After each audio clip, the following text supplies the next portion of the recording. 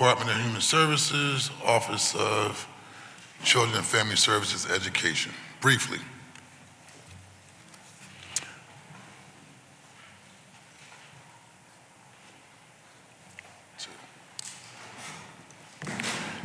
Chair recognizes Councilman Jamie Gaultier. Before we get started, just some house rules. I'm just asking all members, just please be direct with your line of questioning, short on commentary.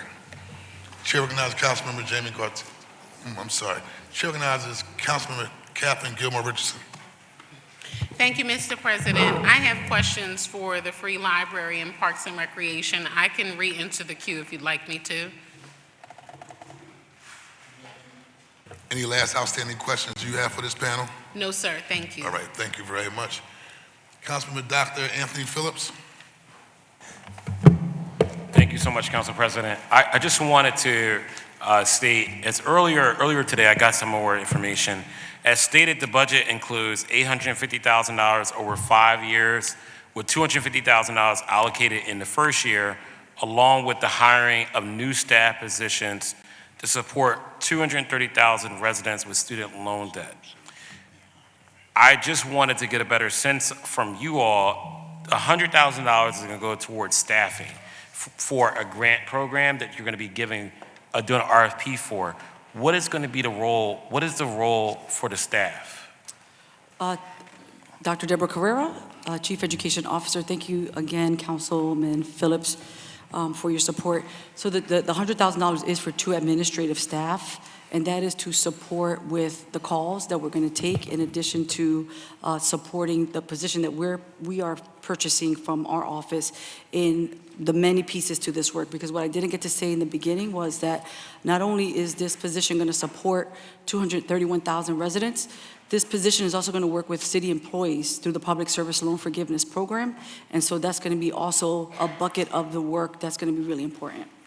Okay, that was helpful. Because one of the things I noticed you had some other staff and some vacancies. I'm like, would it be possible just to use the ones that were already budgeted in that regard? But that's pretty much the only questions that I have. And I'll submit for DHS on the record some other questions that I have. I want to thank Commissioner Ali. I also want to say I'm really a big fan of the after-school program. And thank you for your work with that. Thank you, Dr. Carrera, as well. Okay. Chair recognizes Councilman Jamie Gaultier, but before I ask any other questions, any other members who have questions for this panel, raise your hand. Okay, 1, 2, 3. Okay. All right. Thank you very much. Councilman Jamie Gaultier. Thank you.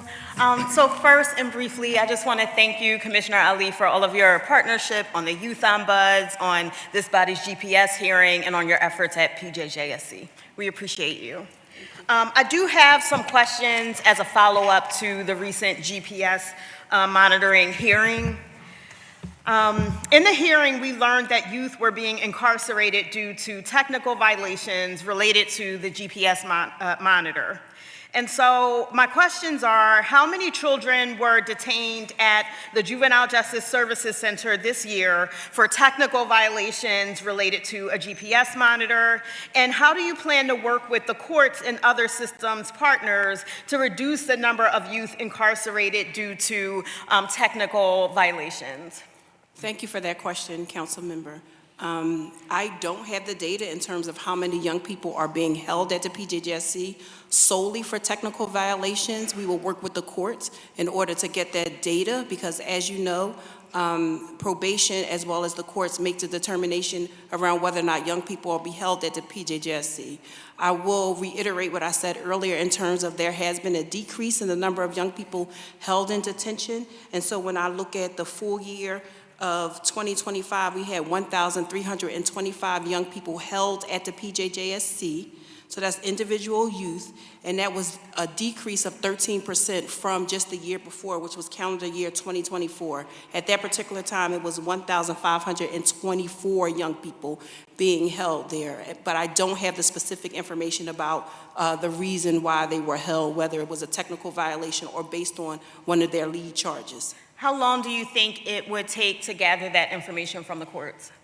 I'm not sure, but certainly my team is here, and I'm sure they're probably sending text messages in order to obtain that data. Thank you. I look forward to receiving it. I also want to commend Councilmember Phillips and Councilmember Landau for holding that hearing, but I do think we have to kind of keep our foot on the gas, and so it will be important to, on an ongoing basis, look at that data to ensure that young people aren't being incarcerated unnecessarily or due to minor technical violations. Thank you. Understood. Thank you very much. Chair recognizes Councilmember Cindy Bass and Councilmember Dr. Nina Mott. We'll wrap up with Councilmember Kendra Brooks. Thank you, Mr. President. Good afternoon. I just really wanted to make a little bit more of a statement than a question that I have. Well, I do have one quick question, and that is around going back to the CUAs and the problem that we had with retention of staff. And my assumption is that the salary is what the problem is in terms of them being able to retain staff. So does the city have a minimum requirement for staffing for employees through CUAs? We do, and so that minimum requirement for CUA case managers is in alignment with our social work service managers at DHS, and so that minimum requirement is $60,000 a year. Okay. Because it's comparable to DHS employees. Do we have a caseload requirement? The quick caseload requirement for CUA case managers is 10 families to 1, which is lower than what the state recommendation is. The state recommends for ongoing service delivery a 30 Okay. to 1. So do you monitor that? Do you? Oh, absolutely. Okay. So we do monitor the So, caseload side. so if it's not the caseload and it's not the salary, then I would assume, are you all looking into what is the problem? Like, why are they having such a difficult time retaining staffing? Because clearly there's a problem. It's not just one CUA or two CUAs. It seems to be, I don't know, maybe half of them or more. So if you could, give us that in writing as to what DHS is doing to look at the staffing and turnover, because it's a position that, we need a steady hand on this. Absolutely. And so I can say some brief statements, and then I can submit it in writing in terms of. Well, real brief, because I don't have Okay. a lot of No, time. sorry. You want me to continue? We do utilize the same strategies we do internally in terms of CUA case managers and what we do with our own staff, supporting them around the training, number one, of their employees, also making sure that there is appropriate transfer of learning for CUA case manager staff, because it's very different from being in the classroom versus you knocking on the door and engaging families. Well, let me, because I want to just make a statement real quick, but I'll just say this. There's a problem, and it doesn't seem to have been figured out. So if DHS could do some work on that and then report back, to the president, that would be great, so he could let us know. Please, Yes. please yeah. provide the information to the chair at the appropriate time. Member Bass? One last question or statement that I wanted to make regarding schools and school closures. And I just really wanted to say on the record that, as there were questions earlier, this is really quite a self-created problem where the district changed the requirements to special admit schools. And as a result, you can see how the enrollment dropped year after year after year. So now we're in this sort of crisis phase where you have some really good schools, like a Lankenau, like a Parkway, like some of these other schools that are being identified as, they have to close because of low enrollment. The reason we're here is because of the work done by the district in the first place. And so rather than going back to look at the work and look at the changes that were made and saying we need to reverse those changes or we need to do something different, the first thought was just shut them down, just close them, which is really quite a disservice to our communities and to our young people. I often say if you create the conditions, you're responsible for the results, and I believe the district is responsible for these results. There were other options. We didn't have to go immediately we have to close the schools. Again, we could have revisited the special admit policy, made corrections to ensure quality educational options were available in every neighborhood, and then we could move students, we could transport students to spaces to preserve schools and neighborhoods with less attendance and provide transit. And I don't understand why that's not an option, where we'll have, if you look at a map of the city of Philadelphia and you look straight down the line of Broad Street, 10 years ago when schools were closed, or 13 years ago, whatever it was, when schools were closed, most of the schools closed were on the west side of Broad Street, which is where there's declining population. Most of the schools that were, kept open were on, actually all the schools pretty much, I believe, on the east side of Broad Street were kept open, which is where growth in the city was happening. But at the same time, you can't say, well, just because that's where the population growth is, that's where we're going to close schools. There has to be educational options for every neighborhood, because what happens when, let's say if we take some of these buildings and we build them into residential housing units, are we going to say that kids, families without kids only? Because there's no educational options, or there's limited educational Let's wrap it options up. in these neighborhoods. So, Wrap it up. thank you, Mr. President. No, thank you. Briefly, Dr. Deborah, have we entertained one-for-one schools where you tear down a school and rebuild a smaller school so the school could stay inside the neighborhood in the process of the school district $2.8 billion initiative? Have that been a serious thought? Because I understand clearly what you're saying. If you have a school, like from my understanding, Lincoln has a school built for 800. It's only 300 kids inside the school. Like now, I do understand that part, because that's also a public safety issue with basically a little bit of kids inside a school that's pretty much empty. Anything could happen. That's right. And if something did happen, then we were having a different conversation at this room as to why you have a whole bunch of kids, why you have kids in a building that's pretty much empty, and if something does happen, we were having a different conversation.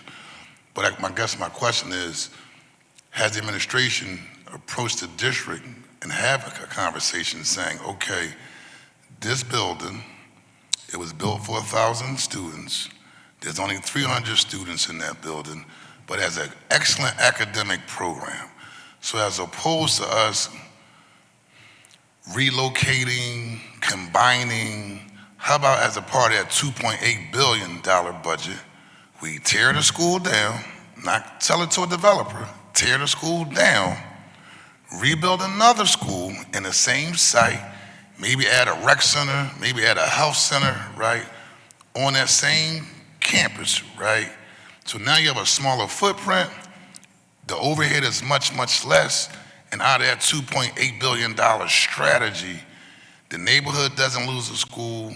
Temporarily, the kids are inside another building, maybe a trailer for that particular point in time, but they get to come back to that very same neighborhood with a smaller footprint of a school. Have we actually explored that?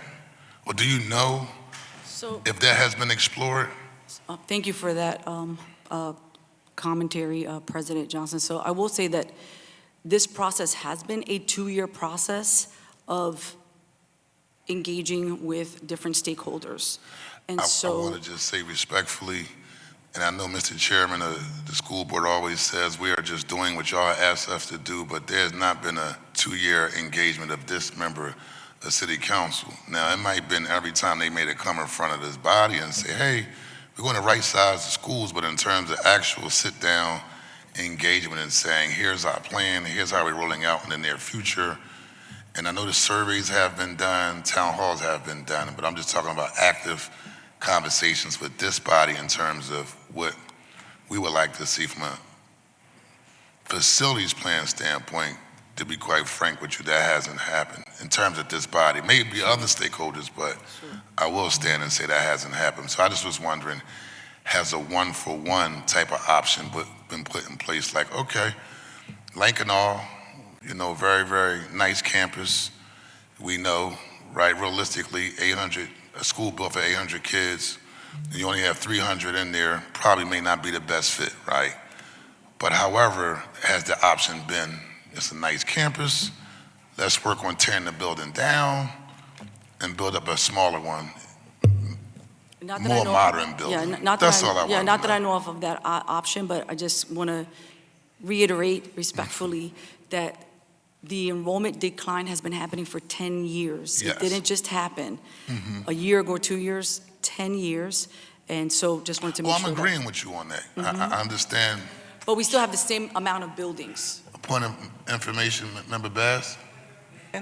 Point of information. So while there have been declines over the years, the last 10 years or whatever, there were steep declines after the changes made by the district. So, a drop in, 20 students here or there is a different from a 50%, based on, just naturally going to a charter or whatever, is much different than a school seeing a 50% drop based on changes that were made by the school district. And that's why, I keep saying that the district needs to go back to the drawing board and take a look at when those big drops happened and what were the changes that happened that got them there in the first place.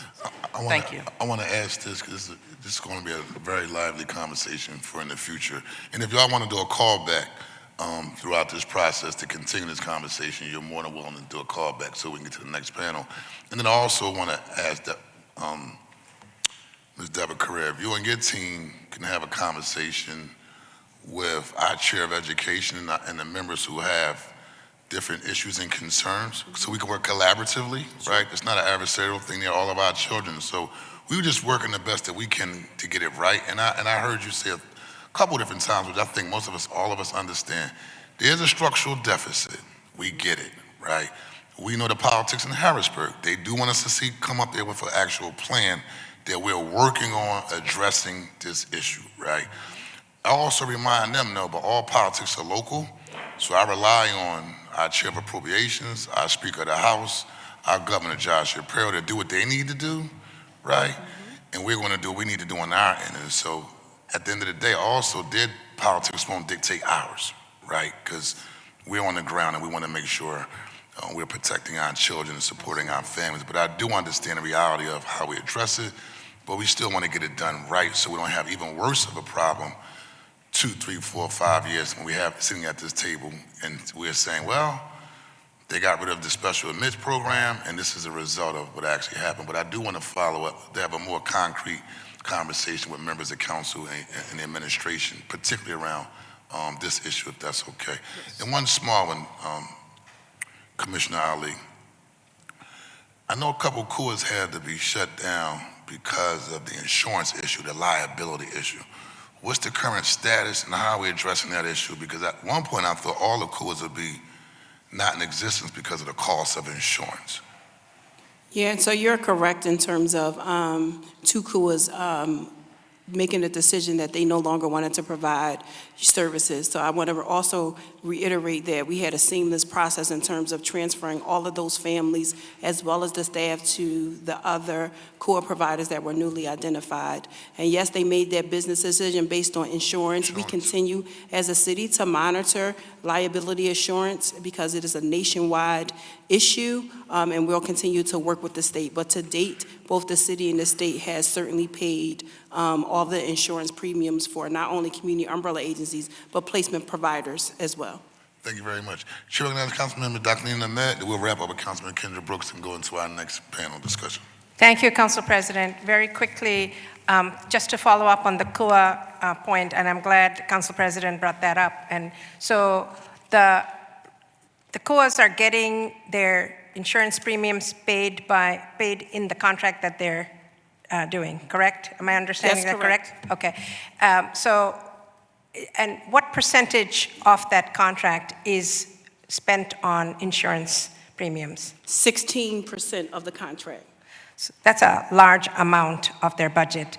And also, we talked about the whole salary of social workers who are people with masters in terms of what, in your office, but what is the requirement for CUA social workers? And second is, how much oversight do you actually give now that you're actually not in the business of doing what the CUAs did? Because that's what you did before. Now you're just investigatory and then just a follow-up. I want to know, because what I've heard from CUAs is there's not a lot of oversight in person. There are meetings, but they're not on site with actual families and engagement. So correct me if I'm wrong, but that's the feedback I got. So I want to be clear publicly, what exactly is your engagement with CUAs in terms of supervision and what they're required in their social workers to produce? So all social workers at community umbrella agencies as well as DHS have the same requirements around having a bachelor's degree in social work or a like profession, if you will. The social work supervisors and the CUA supervisors, they are required to have a master's degree in social work. So the master's degree in social work for both CUAs as well as DHS supervisors.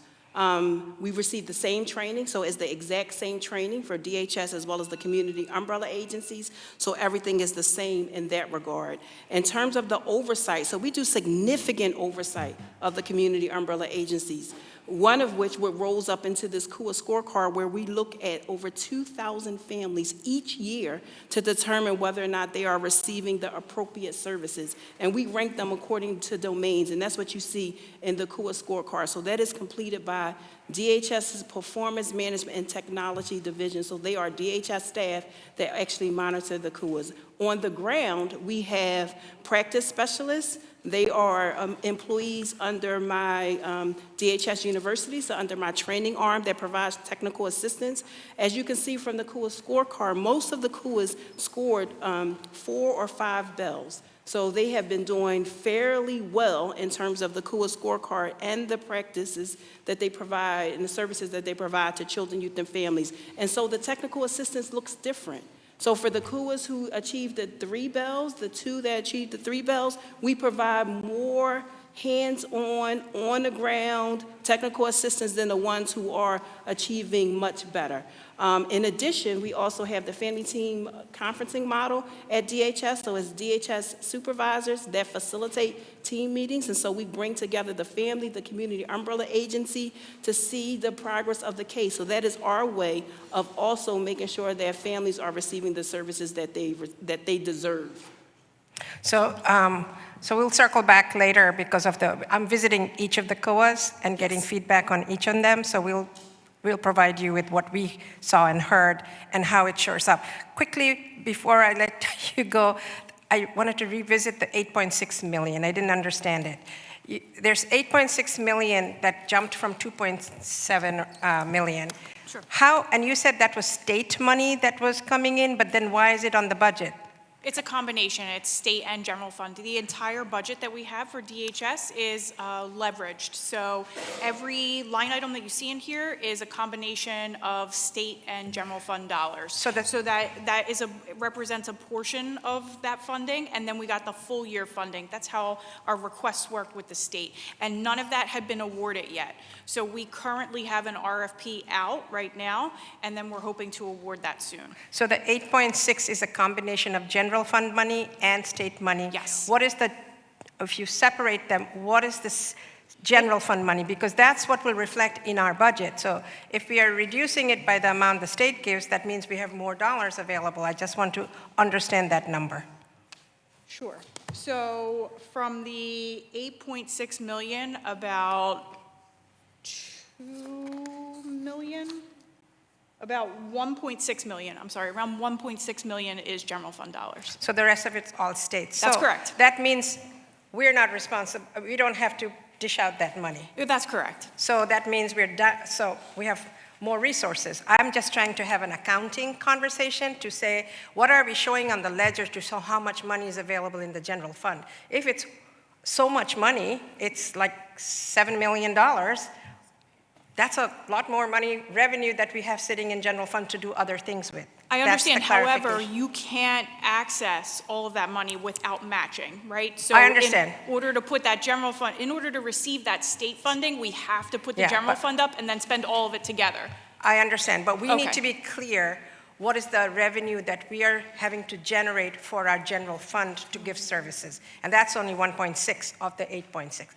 Just for clarity, I wanted to make sure, because the numbers that we're looking for efficiencies, right? We're looking to Understood. see how tightly we are running our budget so that people know how their dollars are being used. Understood. There's no way for the public to know this.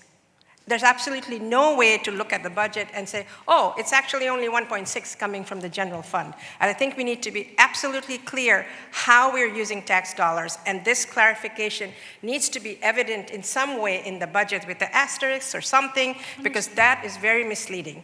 And it's jumped from 1 point something to 8.6. Immediately alarm bells for us. So thank you very much for that clarification. Thank you, Council President, I'm done. Thank you very much. Councilmember Kendra Brooks. I am going to finish up the line of questioning I started before. It was really, again, about the amount of benefits that you've earned while in the foster program. We know it's large.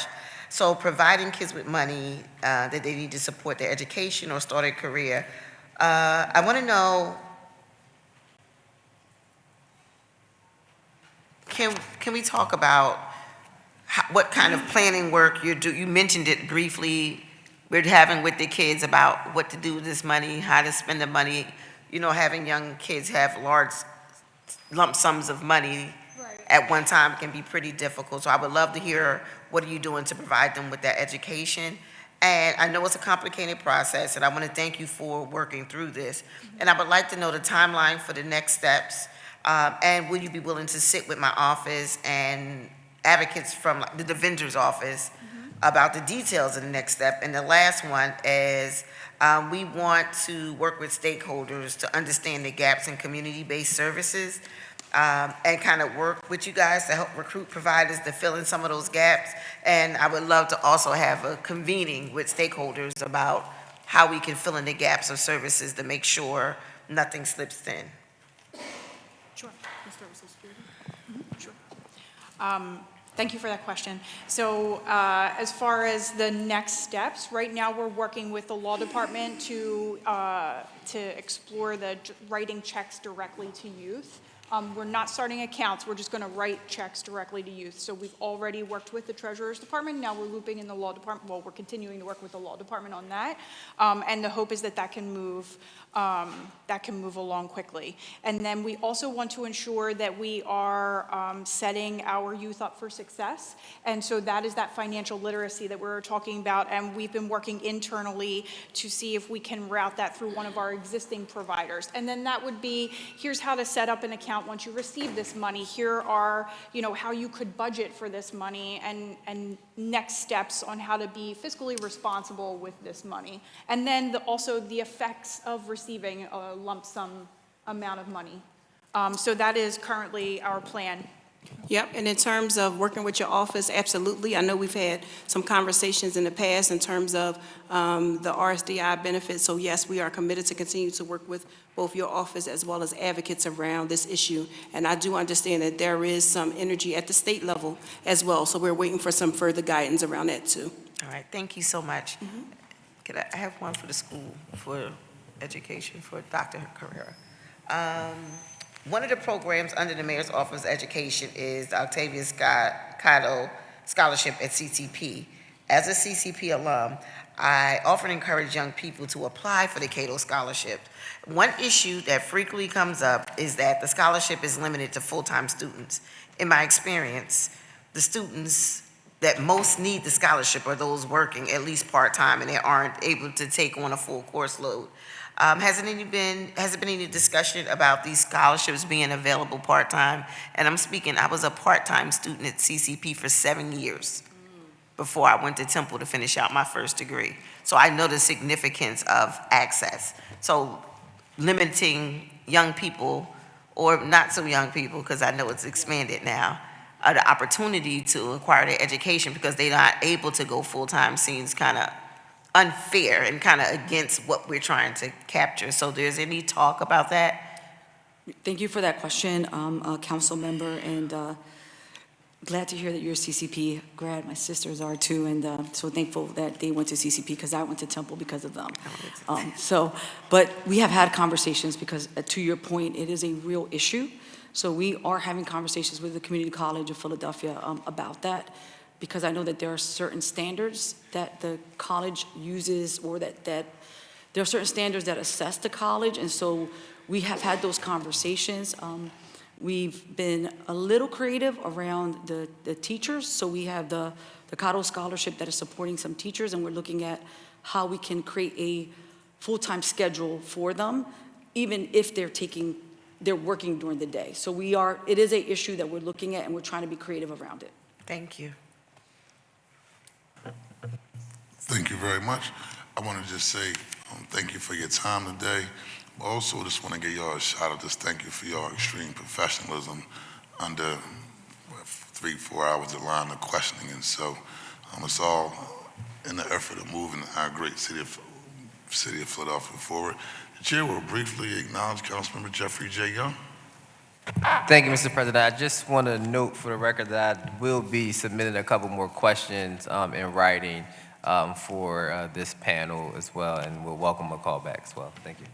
Thank you very much. That will be noted. Thank you very much. Have a great day. Ms. Lawhead, please call the next panel.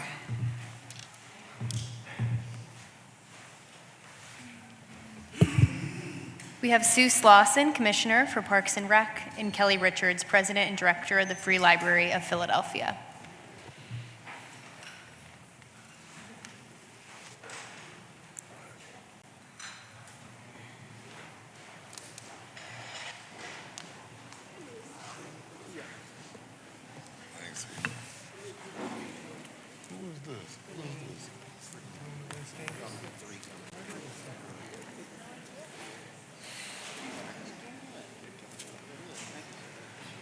Jamie.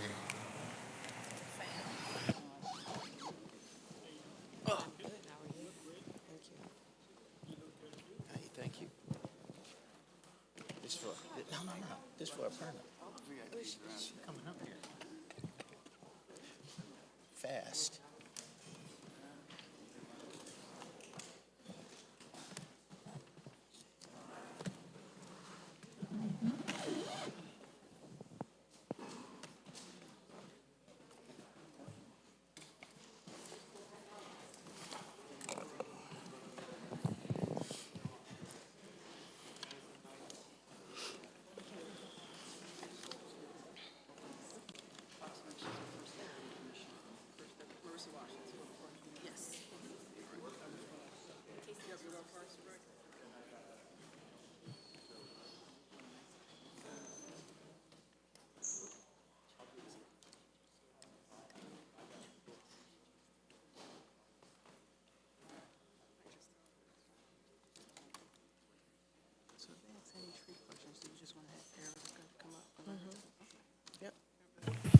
Please state your name for the record, and please begin. I know you're not going to start. You say young lady sitting next to you. I know your mom, Nana, taught you better than that. I didn't say that. Ladies first. Commissioner Sue Slauson, welcome to City Council today. Good morning, Council President. Good afternoon, Council President and members of City Council. My name is Susan Slauson, Commissioner for Parks and Recreation. Good afternoon, Council President, members of City Council. My name is Kelly Richards, President and Director of the Free Library of Philadelphia. Please begin your testimony. Good morning, Council President Johnson and members of City Council. My name is Susan Slauson, Commissioner of Philadelphia Parks and Recreation. Joining me today are my colleagues, Marissa Washington, First Deputy Commissioner, and Susan Buck, Deputy Commissioner for Operations. It's a privilege to be here. I appear before you to present our proposed operating budget for fiscal year 2027. We are proposing a general fund obligation of $89,318,447, a decrease of $518,345 from fiscal year 2026 estimated obligation levels. This decrease is primarily due to one-time payments for contracted bonuses and site preparation costs associated with 2026 special events. Philadelphia Parks and Recreation PPR is entrusted to manage recreation centers and public spaces equitably, sustainably, and responsibly. We fulfill that responsibility by delivering programs and services that strengthen the health, safety, and provide economic opportunity, advancing Mayor Parker's vision of neighborhoods that are safe, clean, and green with economic opportunity for every resident. We are proud to partner closely with OHR on recruitment, workforce planning, and job specification revisions, resulting in expanded candidate pools and stronger development pathways for staff. Their ongoing support, including job fairs, on-site recruitment efforts, and strategic planning, has helped drive significant hiring progress, and together we remain committed to finding creative and innovative ways to further reduce our vacancies. As stewards of Philadelphia's natural lands, our sustainability unit maintains, increases, and protects natural resources across the city. We recognize the importance of minimizing the use of herbicides and pesticides wherever possible, while also ensuring that our management practices are effective in controlling invasive species and supporting the long-term health of our natural landscapes. Our compost program at the Organic Recycle Center directly advances the mayor's clean and green vision of diverting over 5,000 tons of organic material from landfill each year and creating beneficial products like mulch, wood chips, and compost. Residents and city departments receive free services, improving environmental outcomes while delivering visible community-level benefits such as cleaner parks, excuse me, reduced waste, workforce opportunities, and long-term cost savings for the city. Excuse me. PPR isn't just maintaining its tree canopy. It's growing a healthier, more equitable future for everyone. Tree canopy provides shade, cleaner air, improved water quality, and mental health benefits. The reality is that not all neighborhoods experience those benefits equally. Low canopy correlates directly to extreme heat, higher asthma rates, and fewer public spaces, and some areas can be 20 degrees hotter than other parts of the city.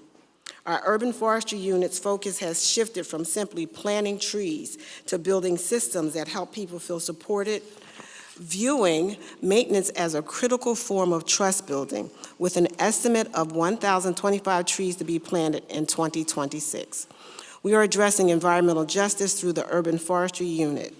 We know there are fewer trees where there is more poverty. To date, our partnership with the Department of Commerce has trained 40 Taking Care of Business ambassadors to care for over 460 newly planted trees on commercial corridors. In FY27, we will expand our natural lands restoration, building on the 3,600 plus trees and shrubs planted last year. Summer is our most critical season for service delivery and our greatest opportunity for impact. And as we plan, we use key points from the blueprint of a safer Philadelphia. PPR will provide more than 800,000 meals to children and families, ensuring consistent access to nutritious food. Through Career Connected Learning, PHL, C2L, is what we call it, we will provide approximately 1,100 jobs for teens, supporting workforce development and economic mobility. We're preparing for a full season of pools, play streets, and our summer camps. Our recruitment for the American Red Cross Certified Lifeguards begins earlier each year, utilizing social media and community partnerships to ensure all 63 outdoor pools can open safely. This summer, to enhance our boxing programs throughout our system, the Youth Sports Anti-Violence Funding will be used to upgrade equipment, further support the vital efforts of volunteer coaches that have served for years with incentives. Safety remains our top priority. Our targeted enforcement program, supported by PPR, Rangers, and Philadelphia Police Department, will continue to operate from Memorial Day through September. Philadelphia Police Department has also agreed to train our park rangers on the 5 new electric bikes that we are purchasing and train them in de-escalation tactics. We remain deeply committed to the mayor's initiatives in Kensington. Through the Play Parks initiative, we provide consistent programming at McPherson, Hissey, and Harrogate Park. These aren't just parks, they are essential sanctuaries for working families and people that live in the communities. I'd like to take this opportunity to acknowledge my amazing, talented staff that I'm privileged to work with at Parks and Recreation. Thank you for this opportunity to present our 2027 budget testimony, and we welcome any questions that you may have. Thank you very much. Please begin your testimony. Sure. Good afternoon, Council President Johnson and members of City Council. I'm Kelly Richards, President and Director of the Free Library of Philadelphia. Joining me later today is Sade Olipekun Lewis, Chair and Board of Trustees. I'm pleased to provide testimony on the Free Library's fiscal year 2027 operating budget. The library's mission of the Free Library of Philadelphia is to advance literacy, guide learning, inspire curiosity as part of the mayor's vision to provide world-class educational opportunities for Philadelphians of all ages and socioeconomic backgrounds. Our plan for the fiscal year 2027, libraries are open doors to opportunity in every neighborhood in Philadelphia. Each of our 54 libraries provide trusted public spaces where people can gain job skills, explore new ideas, connect with their neighbors, and participate in the civic life of our city. Every day, Philadelphians come to the Free Library to learn, to grow, and to find opportunity. We're grateful for the city's continued investment in the Free Library and have been able to expand public service hours across the system. We now offer Saturday service at libraries citywide. This is a major step forward in making our services more accessible to working families, students, and seniors. Building on that progress, we are preparing to launch Sunday hours at several libraries next year, further expanding access to critical community resources. At the same time, we must continue to invest in the safety and accessibility of our buildings. Many of our libraries are historic and beloved neighborhood landmarks, but they require ongoing investment to address life safety needs, building systems, accessibility improvements, and ensuring that every branch is safe, welcoming, and accessible is essential to keeping libraries open and available for communities that rely on them. We're pleased to see that in addition to this operating budget, the mayor's capital budget for fiscal year 27 through 32 dedicates $33 million for replacing HVAC systems to keep our libraries open. This is a big step toward making our libraries more accessible throughout the year. Equally important, is investing in the workforce that keep our libraries running. Our staff provides programming, technology assistance, literacy support, and community services that make the Free Library such a vital resource. A continued investment in our workforce allows us to keep libraries' doors open, provide excellent service, and meet the evolving needs of Philadelphians. Over the past year, we've also strengthened how we communicate and engage with our community. We've expanded outreach, improved how we share information about programs and building operations, and upgraded internal communications to better support our staff across the system. These improvements help ensure that Philadelphians know about the opportunities available to them at their neighborhood library. The Free Library does not do this work alone. We partner with hundreds of community organizations, civic groups, schools, and other city departments. Libraries are places where many of the city's priorities come together, from workforce development, after-school enrichment, cultural programming. We also join with the citywide efforts to provide needed warmth in the winter and cooling centers in the summer to help save lives. In this way, the library helps weave together the social fabric of Philadelphia. This work aligns closely with Mayor Parker's vision of a safer, cleaner, greener Philadelphia with economic opportunity for all. Libraries provide safe and welcoming spaces in every neighborhood. They are where access meets opportunity. They support educational and economic mobility, encourage people to explore new ideas and hobbies, and connect residents with city services and strengthen communities. When libraries are strong, our neighborhoods are stronger. So thank you for your continued partnership and support for the Free Library of Philadelphia. We look forward to continuing this work together on behalf of the people of our city. And I brought my great, fantastic team with me too today. Thank you very much. Just a brief remark, and I'll turn over to my members. Just want to thank Commissioner Sluice Lawson for always answering my phone calls, being very, very responsive, even when you were on vacation, even when you were out on personal time, you still would return the phone call and make sure I get the issues and concerns addressed. I want to give a shout out also to Frank Fabi as well. He's on speed dial. Thank him. Aparna Palantino, thank the work that she's doing very much, as well as Chris Klingman as well, and also Francesco for also responding when I'm trying to get my design right. As we build new playgrounds and I have 20 different edits that I would like to do, his patience and always making sure that we get it right. And so to the whole Parks and Recs team, just want to say continue to keep up the good work, and as well as Kelly Richards and the work that you and your team is doing to make sure that we continue to have 7 days a week when it comes to opening up our libraries throughout the city of Philadelphia. But also I'm excited about the capital investment to make sure our young people have high quality libraries to enjoy themselves. Our libraries are our hubs, right, for growth and development and academic achievement, as well as workforce development as well. The same way as our parks and our recreational facilities are our safe havens for our young people. Just give me an idea, Commissioner Slauson, as the weather breaks, we already know the issue of public safety is number one when it comes to making sure our young people are safe at our recreation centers and our playgrounds. What is our strategy and what is our plan as we go into summer 2026 to keep our babies safe? Thank you for that question, Council President Johnson.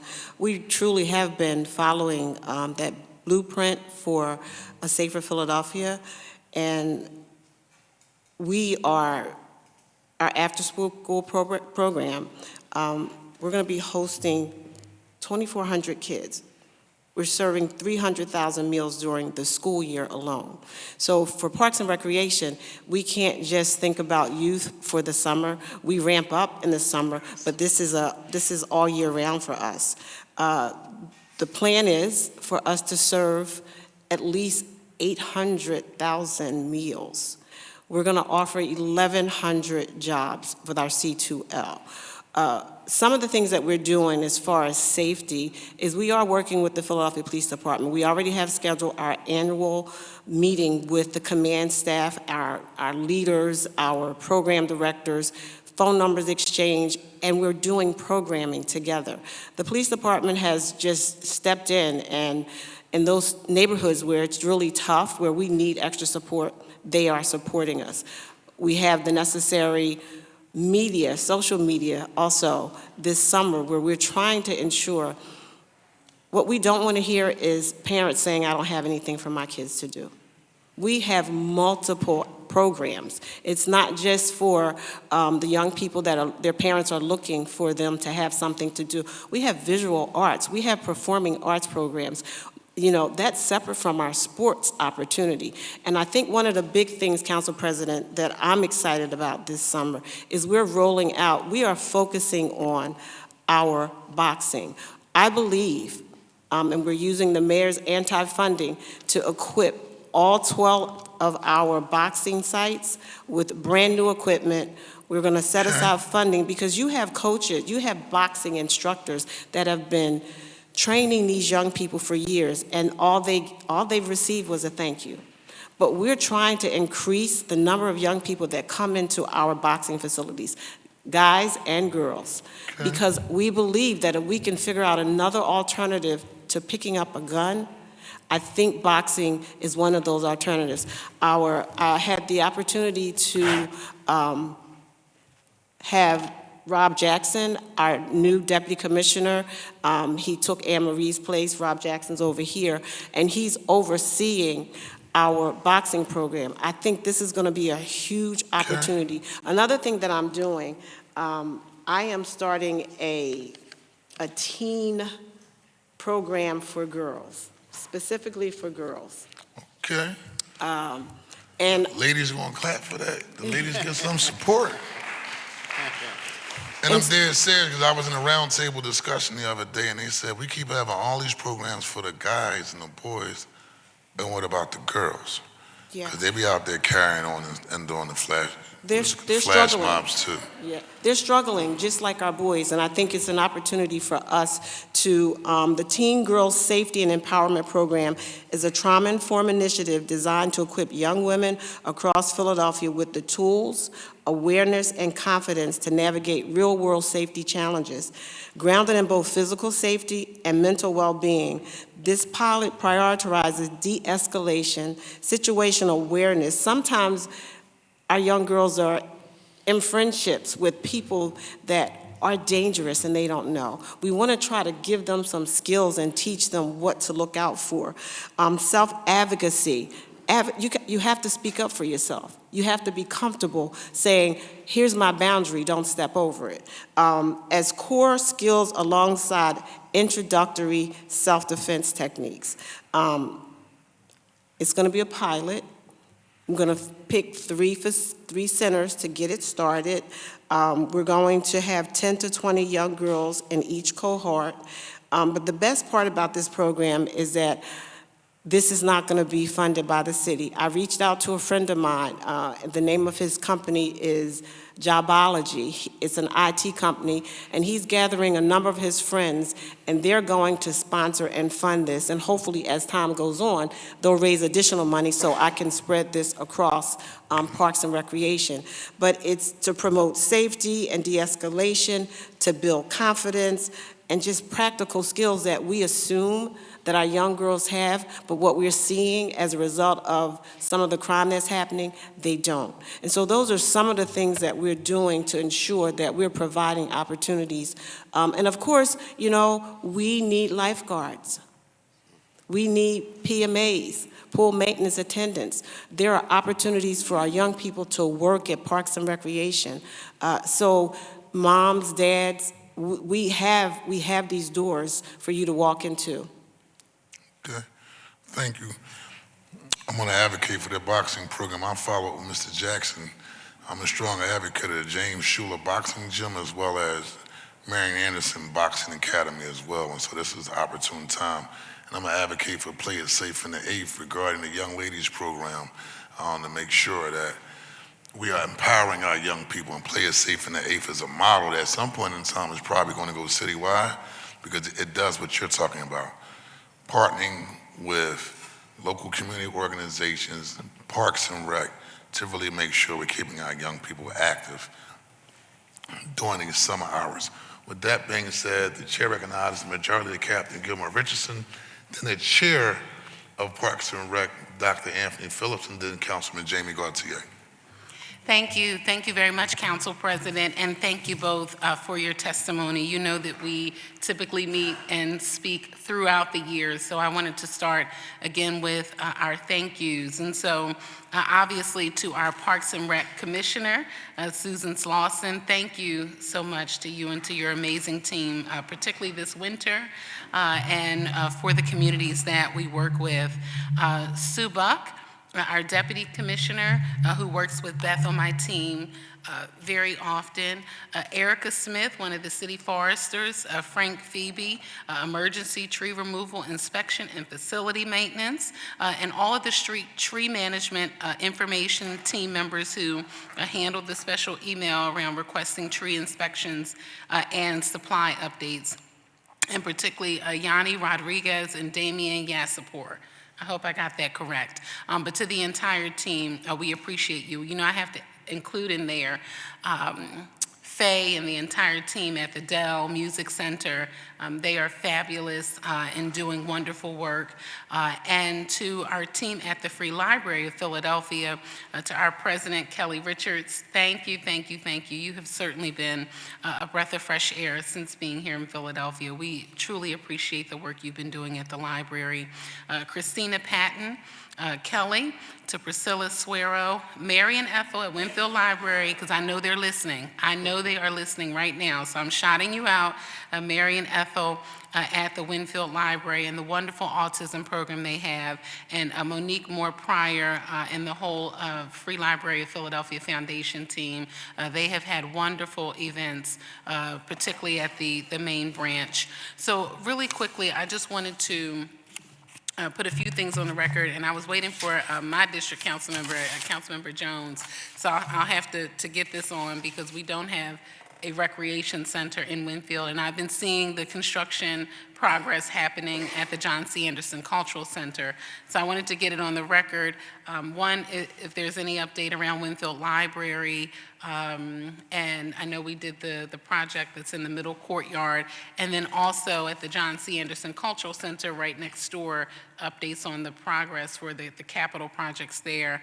And then, again, I'm asking everybody the same question relative to your vacancy rate, how many positions have been filled, your Class 100 estimated obligations for this fiscal year for FY26, and if they meet or exceed your FY26 adopted budget allocation, and if you'll have any overspend in Class 100, if you'll have overspend, and if not, how many unfilled positions do you have? And then just your overall vacancy rate. I'll start there. Thank you, Councilmember Gilmore Richardson. I'm going to ask for First Deputy Commissioner Marissa Washington to come, and she will be responding to the vacancy. Thank you, Aparna. I see you back there. So let's talk about Anderson first. We are super excited. Yes. Grateful that we were able to come back this budget hearing and talk about the fact that the roof is being repaired. And once the roof is repaired, what's most important is that it's fully funded, which is what we had been waiting for to ensure that the work could be done. So it's fully funded to not just do the roof. The inside work will start once the outer roof is complete. They will have that. I don't have a date. Aparna may know when it will be completed. Would you like for Aparna to come? Sure, and I turned around and I saw Aparna in the gallery, and of course wanted to thank you for the work that you all did on the courtyard project. You know, the neighbors are truly excited and waiting to utilize the courtyard, which is separate from Anderson, but the two properties meet sort of where the courtyard is located. So just any updates on the utilization of the courtyard, number one, and then we're seeing the work in real time. So just wanted to put it on the record that we're thankful. I'm sure Councilmember Jones would say the same. So on behalf of Councilmember Jones, my district colleague and council member, and myself, thank you very much, because we do not have a recreation center in Winfield, and the cultural center is all we have. Good afternoon, Council Rich President. people live in Winfield, though. I'm sorry? See, that's why we don't get anything. You know my family from Arlington Street in 53rd and Lebanon, though, but I support my majority leader. How you doing, Aparna? Doing well, thank you. Good afternoon, Council President, members of City Council. I'm happy to report, as you're aware, Winfield Library, the courtyard is complete. As part of the rebuild project, there was a roof replacement and some interior work that was done. In with FY27 funding, we'll be able to address the HVAC system, which is currently in design for the library. With regards to the John C. Anderson Cultural Center, the roof, if you've driven by recently, is under construction. So as the Commissioner mentioned, we will wait for the roof and some waterproofing to occur, and then we will go deal with the interior renovations that are required in the facility. The roof will be completed by May, and then the construction on the interior will begin. We expect it to take about 8 to 10 months because there's a lot of work that is required due to the ongoing roof issues. Received, and I heard the bell and I'll honor the clock, but I just wanted to put on the record, does the roofing project at the Cultural Center impact the ability to open the courtyard? I want to get that on the record. We've been coordinating with the library, but I'll defer to the library. Because it's so close. I think that it may impact it, and I just want to make sure I can say that on the record for the community members who will be listening, for the reason why we cannot open the courtyard due to safety protocols. I just want to make sure I understand that. We don't believe that's going to be an issue to open the courtyard. No? We don't Okay, believe so that's we'll gonna be able an to issue. utilize the courtyard. Okay. We've been coordinating with the adjacent property owner as well as the library for the work. Right, we talked about that. Yeah, so thank you all very, very much. And to honor the clock and Council President and also my colleagues, I would just request that I'll submit the balance of the questions that I did verbally state, as well as others, to the council president for written response so that we have an opportunity for other colleagues as well. So thank you. Thank you very much. And I was going to ask about LEAP, but I'll submit them for the record, okay? Thank you. We got time today, Madam Leader. Just ask that question Okay, before I thank go on to you. Dr. Phillips. Thank you so much, Council President. Of course, I'm going to ask about the LEAP program. I formerly served as a teen leadership assistant as a teenager at Winfield Library. So just wanted to ask about the LEAP program. We work with the Free Library every single year on this program. You all have been stellar with recruiting young people from different communities and schools. So just wanted to get an update on LEAP and if we need to ensure that they have any additional funding as a result of the career connected learning goals. Well, actually, Councilwoman, I actually got some pretty good news about LEAP. We've created a part-time position utilizing the assistant rec leader position and for our after-school leaders to support the LEAP program year-round. Wow. That's been something we've been trying to do a long time so we didn't lose good talent. So there'll be permanent part-time, all year round. Excellent. And this will provide our youth with continuous out-of-school time programming that fosters, inclusive and formal learning for our children and teens and families. So right now, we currently have 94 TLAs supporting the LEAP program, and every library has at least 2 teen library assistants who engage in this professional development opportunity for them where they can actually do homework assistance, but also gain job skills on their own. So as you're aware, it's a great program, and we're doing our best to make it greater. That is awesome news. It's awesome news because you're creating the pipeline of young people who will transfer into larger roles and positions of leadership and responsibility in city government. And so that is exciting. I'm grateful for that work and thankful that we are expanding and continuing to fully fund the LEAP program. Thank you. Thank you, Council President. Thank you very much. Dr. Anthony Phillips, Jamie Gaultier, and I see Mr. Hardy just came back in the room. Mr. Hardy. Thank you, Council President. I want to start this round of questioning with the Commissioner of Parks and Rec, Susan Slauson. I want to thank Commissioner Slauson for all of her incredible work that she's been doing to lead the Parks and Rec system. It's not easy, but it's very challenging, but she has made it seem very seamless, and she's working every day to make it better. I also want to thank her team, Sue Buck, Frank Faby, and Marissa, for all of their work as well. Over the past several months, I also just briefed all of our members. We've been working closely with our union as well as Parks and Rec to kind of address different challenges in the Parks and Rec system. And I also want to thank you for working with me as the chair to navigate these conversations. In addition, I just want to start off with just some things that I've hoped that we can facilitate more conversation on how we can strengthen our Parks and Rec system that I would love for us to be on the record on. We recognize that in the city of Philadelphia, a lot of our offices, and that's certainly the 9th District, we receive a high volume of calls related to tree maintenance and removal, with neighbors waiting months and sometimes longer for service, including in cases that raise safety concerns. Just wanted to know if we could put on the record how many trees are on the list currently for pruning, and how many trees are on the list currently for removal, right? And what is the service agreement that neighbors should understand on when they make a request, how long that should take? And then also, I noticed that there is $15,000 contract budgeted for, or expense made for a tree arborist, a contracting company, and about around $450,000 for tree cutting and pruning. I just want to know, is that's citywide, right? That's just for not just residential trees, correct? Okay, I had like 3 questions in that. Hello, good afternoon. Thank you for having me. My name is Erica Smith-Fitchman. I'm the City Forester here at Philadelphia Parks and Recreation. So I'm going to try to remember and answer the questions that you just asked. The first one.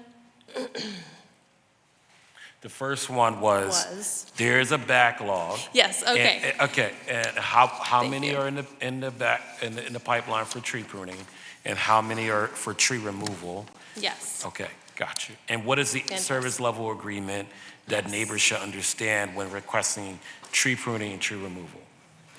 Yes. So citywide, we have a record of about 25,000 trees that need to be pruned. That's outside of the ones that will be pruned this season, this year, which is about 1,700. The reason that is so high is in part because when we receive a request to prune a tree on a block, we actually inspect the entire block to list every tree that needs pruning. Often the trees are around the same age. They will all need pruning, and so it kind of exponentially increases that list. It's also cost effective for our contractors to go and prune an entire block as opposed to ping-ponging around the city to do individuals. So the pruning backlog is about 25,000 trees. That's about $5 million. That's across the entire city. And then our removal backlog is smaller. That's about 3,500 trees and about $3 million. So the question and this is when we talk about a government that people can see, touch, and feel, right? I think that we get more frustration from a council office where people are like, my tree is about to fall down, right? I'm not sure, I just wanted to see how, if we were to reflect that in the budget, why wasn't that necessarily reflected in this year's budget? I guess there's many reasons for that, but if we reflected it in this budget this year, that $8 million, do you believe that we can, in an annual, a calendar year, complete the entire backlog? It's a complicated answer. I will try to do it shortly. The backlog, the list of trees that need to be worked on is constantly growing. So we will never eliminate it 100%. Also, the capacity that our team has and the contractors have, we do need to give them more than 1 year to increase it, because we spend about $1 million on tree work across the city, street tree work specifically across the city each year. And so to multiply that by 8 times, we would need to give them time to increase their capacity to do that. So it would take multiple years to get up to that period.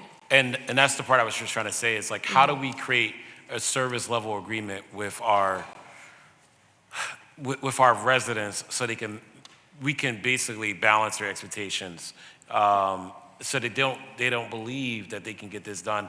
Because I feel like are you thinking about a strategic plan that we could do to work on addressing this tree problem? So our plan, within the Philly Tree Plan, one of the goals is to transition from a reactive to a proactive system. So that would be inspecting all of our trees on a regular, schedule. That is going to require staff, and we are currently, my HR colleagues and I are doing an amazing job of actually filling vacancies and increasing the number of inspectors we have for our street tree canopy. So we will be hiring 4 new people in the next few months. So increasing our own capacity is part of that. Increasing our contractor capacity is another part of that. And communication with residents is a huge part of that as well. I was really excited to hear Councilmember Gilmore Richardson shouting out Yanni and Damien at the Street Tree office, because we have 4 full-time people who are answering residents' questions. And we've done a lot of work to try to increase the amount of communication and the quality of communication to make people understand that we're triaging what we have, no pun intended, but we have trees that are in various stages of critical, hazardous, poor condition. If someone's tree is not in the most hazardous condition, it's not going to be removed immediately. And so because that is a moving target, it is hard to communicate about, but we are doing a really, I would say, good job of communicating about that, increasing the way that we communicate about it and the number of staff we have to answer people's questions. I know I have another question, but I just want to quickly say that I just know that this budget doesn't really reflect a strategic plan on how do you accomplish that goal. And it's very important to residents in the city of Philadelphia, and I believe that this one there should be a plan and there should be a level of investment for that. And I know you want to do it, but if you don't have the investment, it's not going to happen anytime soon. So I got to wrap up, but I will come around for a second round of questions. Thank you. If I can respond to a little bit of that question. Would we love $8 million? Absolutely. If you gave us $8 million and the expectation was for us to come back here next year and this work to be done, it would not be. It is a process that will have to be staggered because of the backlog, because of the great need.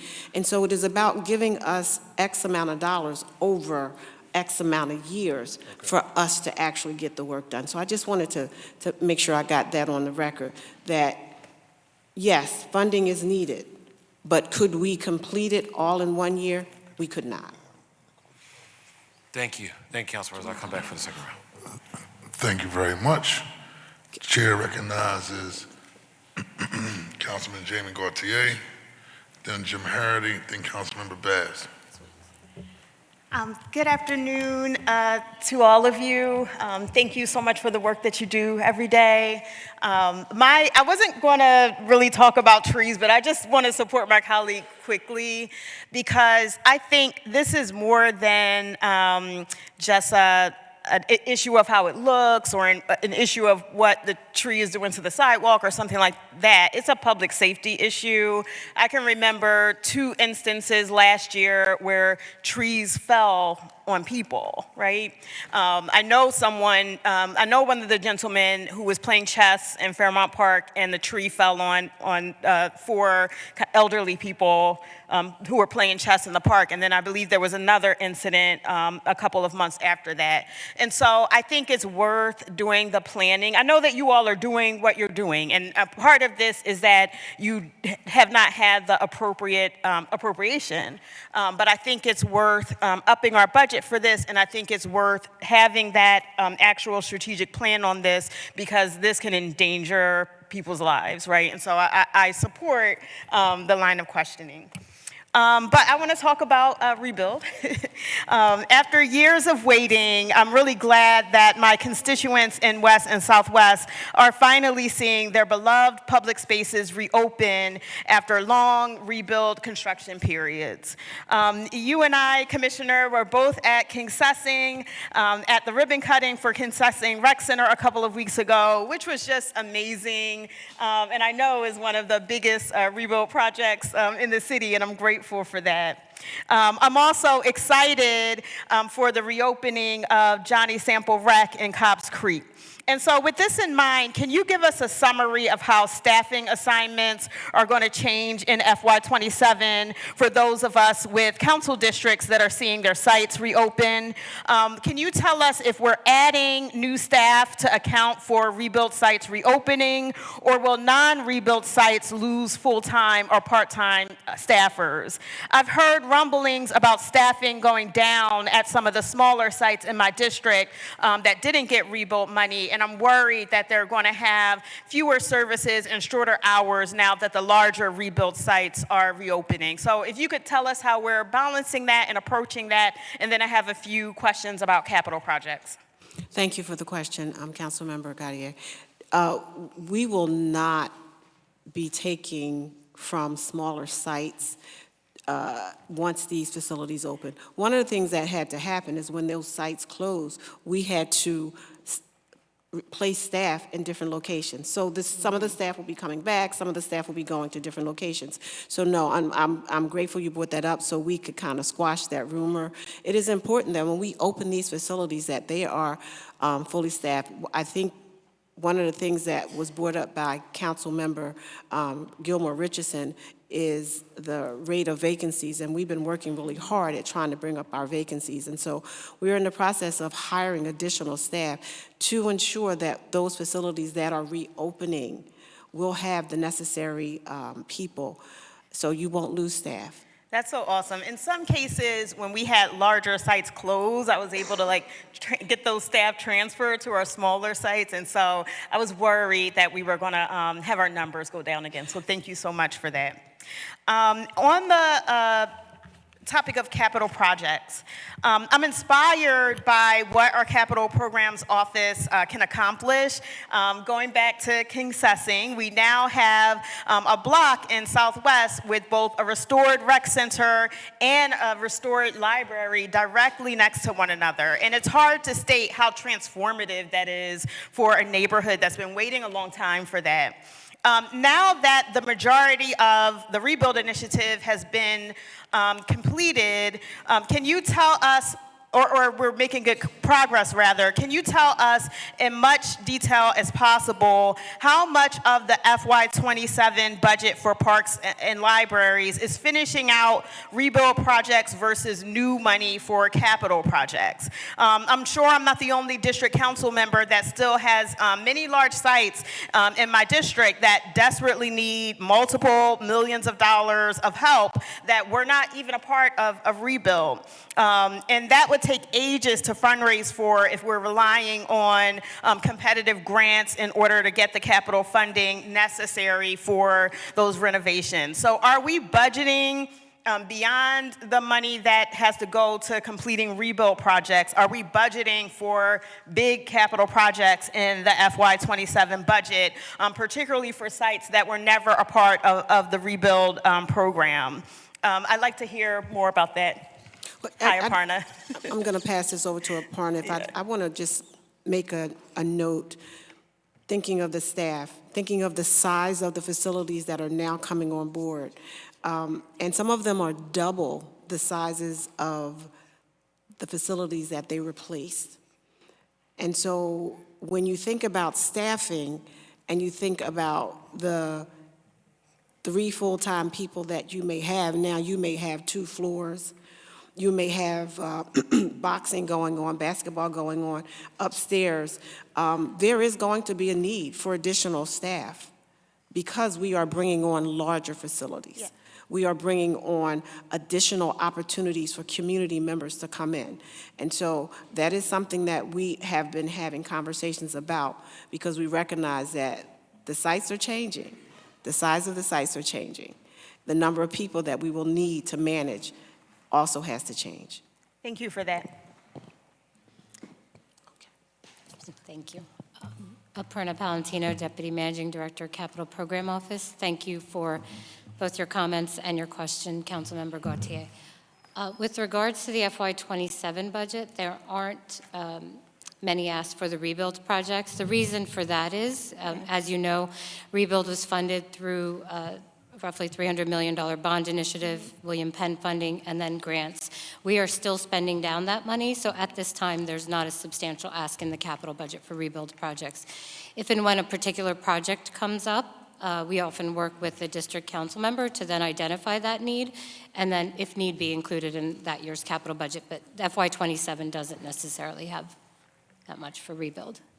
Thank you. I just want to encourage us to keep pushing, right, for this budget year and beyond. I think we got to, 97 of the projects that we originally wanted to get to? So there were 72 sites in the original ordinance. 43 have been completed, about 17 are in construction. At the moment, the rest are in design, engagement, or planning.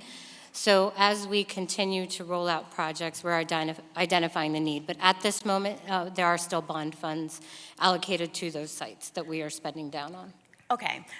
In closing, I just want to continue us to keep pushing on this capital project budget issue.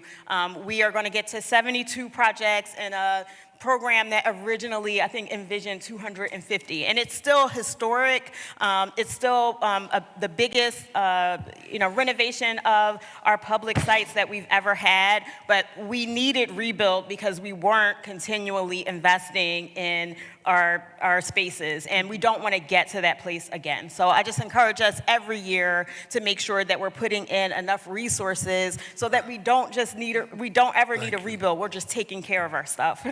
Thank you. Perhaps you may start thinking in the future about a new funding source.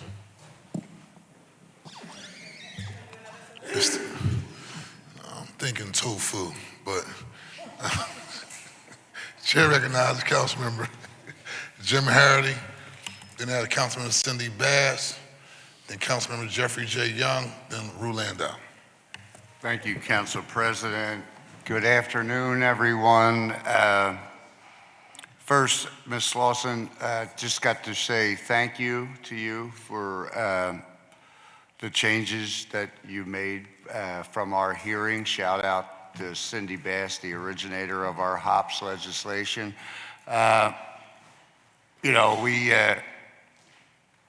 When we have problems, we asked you in public, so we should also thank you in public when things are getting done. So I thank you for that. And could you please just run me through the changes that you have made, kind of take the victory lap on what we're doing now for our children to keep them safe? Thank you for that question, Councilmember Harity. Sue Buck, Deputy Commissioner, Operations, is going to come up and respond.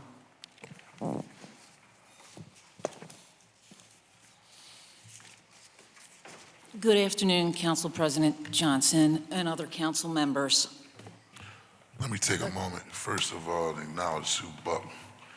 Sue got like one of them big awards from the city before, like the National Citizen Award so many years ago. Yeah, it was a while ago. I remember, Sue. Just want to say hello. Thank you. Handle your business. Thank How you. you doing today? No, I'm fine. Appreciate it. So we took into account our conversation last fall, and we met with your staff as well as Councilwoman Bass's. And our first method is obviously mechanical. We try to do that. We made commitments, and we're following through with them. We're not spraying ball fields at all this year. We went from 50 feet to 100 feet of play equipment. We're not spraying gardens rather, food producing or otherwise. We're posting signage, and we are keeping records. And I think you will see a significant decrease in the amount of pesticide spraying that we are doing on parks, I should say passive parks and recreation centers. Yeah, I was very excited and happy for our kids. You know how I feel about that Yes, chemical, and it's really nasty stuff, that 2D4, which is basically Agent Orange. But again, when we bring you in here and ask you questions and we put you on the spot, we definitely have to praise you when you turn around and do what we ask. So while I think we still have a little bit more to go, I am very happy for our children and for our parks. I know the coach is probably happy, right, Coach? But, I appreciate all you're doing over there at Parks and Rec to keep our kids safe. And, I really appreciate the fact that we're really cutting that chemical out for real now. The 100 feet is big around the rec equipment because it has a tendency to stick around. So I thank you again, and that's all I have, Council President. Thank you. Thank you. And I'm sorry, Sue, I was thinking about Barbara McCabe with the Dilworth Award. But I know you do, but you do good work. I know. It's the Irish. Yeah, my bad. Because I was like, But Sue, I know you're a big wig, so I appreciate your support, Thank you though. for Just giving wanted me to that make award. sure. Thank you for being responsive when we call. At this time, the chair recognizes Deputy Majority Whip Councilman Cindy Bass, then we will have Councilman Jeffrey J. Young, then Councilman Ru Landau. Thank you, Mr. President. Good afternoon. How's everybody doing? It's good to see you all. I want to give a big thank you to each and every one of you and you know, really everyone who's here from the departments, because we work very closely together. We do a lot together. As Jimmy just, Councilman Harity just mentioned about the HOPS bill and the importance and the work that we've done on that together for years. The work in the 8th District with our recreation centers and getting the attention that we so desperately have needed for a long time. The work in our libraries, you know, particularly Nicetown, Tioga. We're still working on that one, but really all of our libraries and getting their attention, getting them attention is greatly appreciated. So I just had a couple of questions for you all. And the first actually is in 2013 with the then members of council, my office worked with them. I was then the chair of Parks and Rec. I worked with them to allocate funding from their ITEF funds for cameras in every rec center. And I know we've made tremendous progress. I think we had something like 20 cameras in the whole system in 2013. And I know we were just about done at last year's budget hearing. I think almost everything had been done. So is that project complete?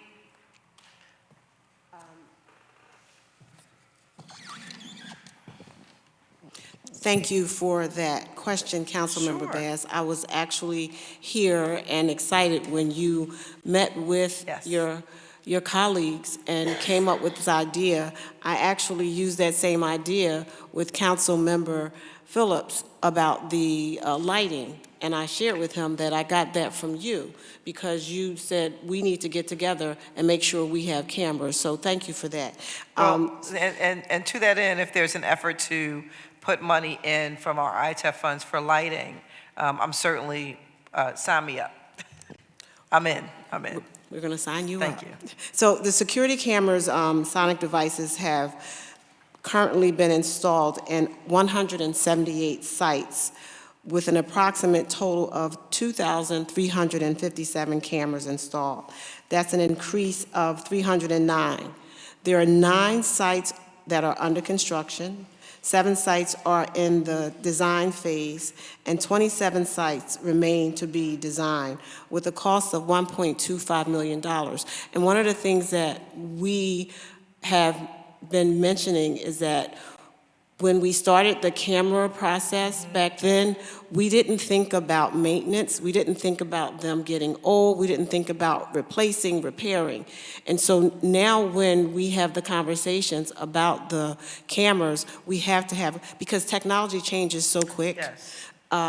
We can't just pay for cameras. We have to pay for cameras, pay for maintenance, and pay for service. Yes. So right now there are 27 sites that remain to be designed, and that $1.25 million are just for the cameras.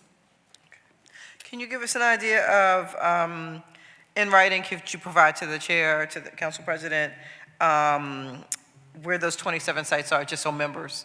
I definitely, would you like me to name them, or would you like me to present If it? you can do it briefly, sure. Okay. Heron, Sachs, Shabati, Garin, Stinger Square, oh goodness, Wharton Square, Laura Sims Ice Rink, 39th and Olive Playground, Gustine Rec Center, Hillside Rec Center, John C. Anderson Cultural Center, Schuler Playground, Amos Playground, Francisville Playground, Home Playground, Holmesburg Playground, Monkevich Playground, Mullen Playground, Ramp Playground, Carmella Playground, Cruz Rec Center, Gambrell Rec Center, McPherson Square, and Ramblers Rec Center. Oh, okay. All right, thank you. Thank you for the list. Appreciate that. Pools. I heard you say pools were going to be opening on time? Yes. All the pools? 63 pools. Is that the total The number? total number is 70. Some of them are still part of the rebuild. Some of them, maintenance needs to be done, but 63 of our pools will be open this summer. Okay. Will they be open, will the other pools be open at all this summer, or they're offline this summer, you would say? They're offline this summer. Okay. Can you give us a list of where they are? I don't have that in front of me, but I can make sure that I send that information in. Okay. Overall, I do want to say that, you all have done a fantastic job of working with us, keeping the pools open, having the pools open. For a lot of kids, they're not going to the shore, they're not leaving the neighborhood. So pools are incredibly important. And how are we doing with improvements to the pool sites? One of the things that we noticed when we've been out doing tours is that the pool, you either have to be in the pool or out of the pool because of the lack of pool furniture. Pool furniture is really not a luxury. It really is a requirement because the concrete surrounding the pool is so incredibly hot. On a day in July, it'll just burn your feet. So I know in some pools, you've added furniture and umbrellas to protect from shading. The sun is so hot. And these are not, again, I don't want people to think these are like, luxury items. These are really necessities to be able to use the pool. Are we online for those kind of improvements this summer as well with some of our pools? We have some funding for pools, but we don't have funding specifically for pools for us to ensure that there's equipment at all of our sites. We do not. Okay. Are we working towards a plan? Could we work towards a plan to get there? Yes, and it is important because to go into one community and see that it's furnished. Yes. With Yeah, all Ketsy got a nice one. Huntington Park, you ride that joint? Yeah. That joint nice. Very nice.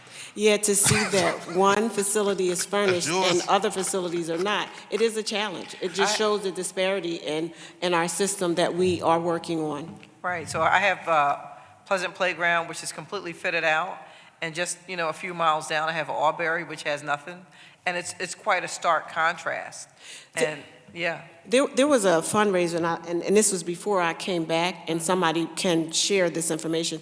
There was a specific fundraiser. It was a Tiny WPA. They raised funds to make sure that pools had the furniture and had the to go around the pools, and not just the furniture. And so that was something that was done separate from the budget.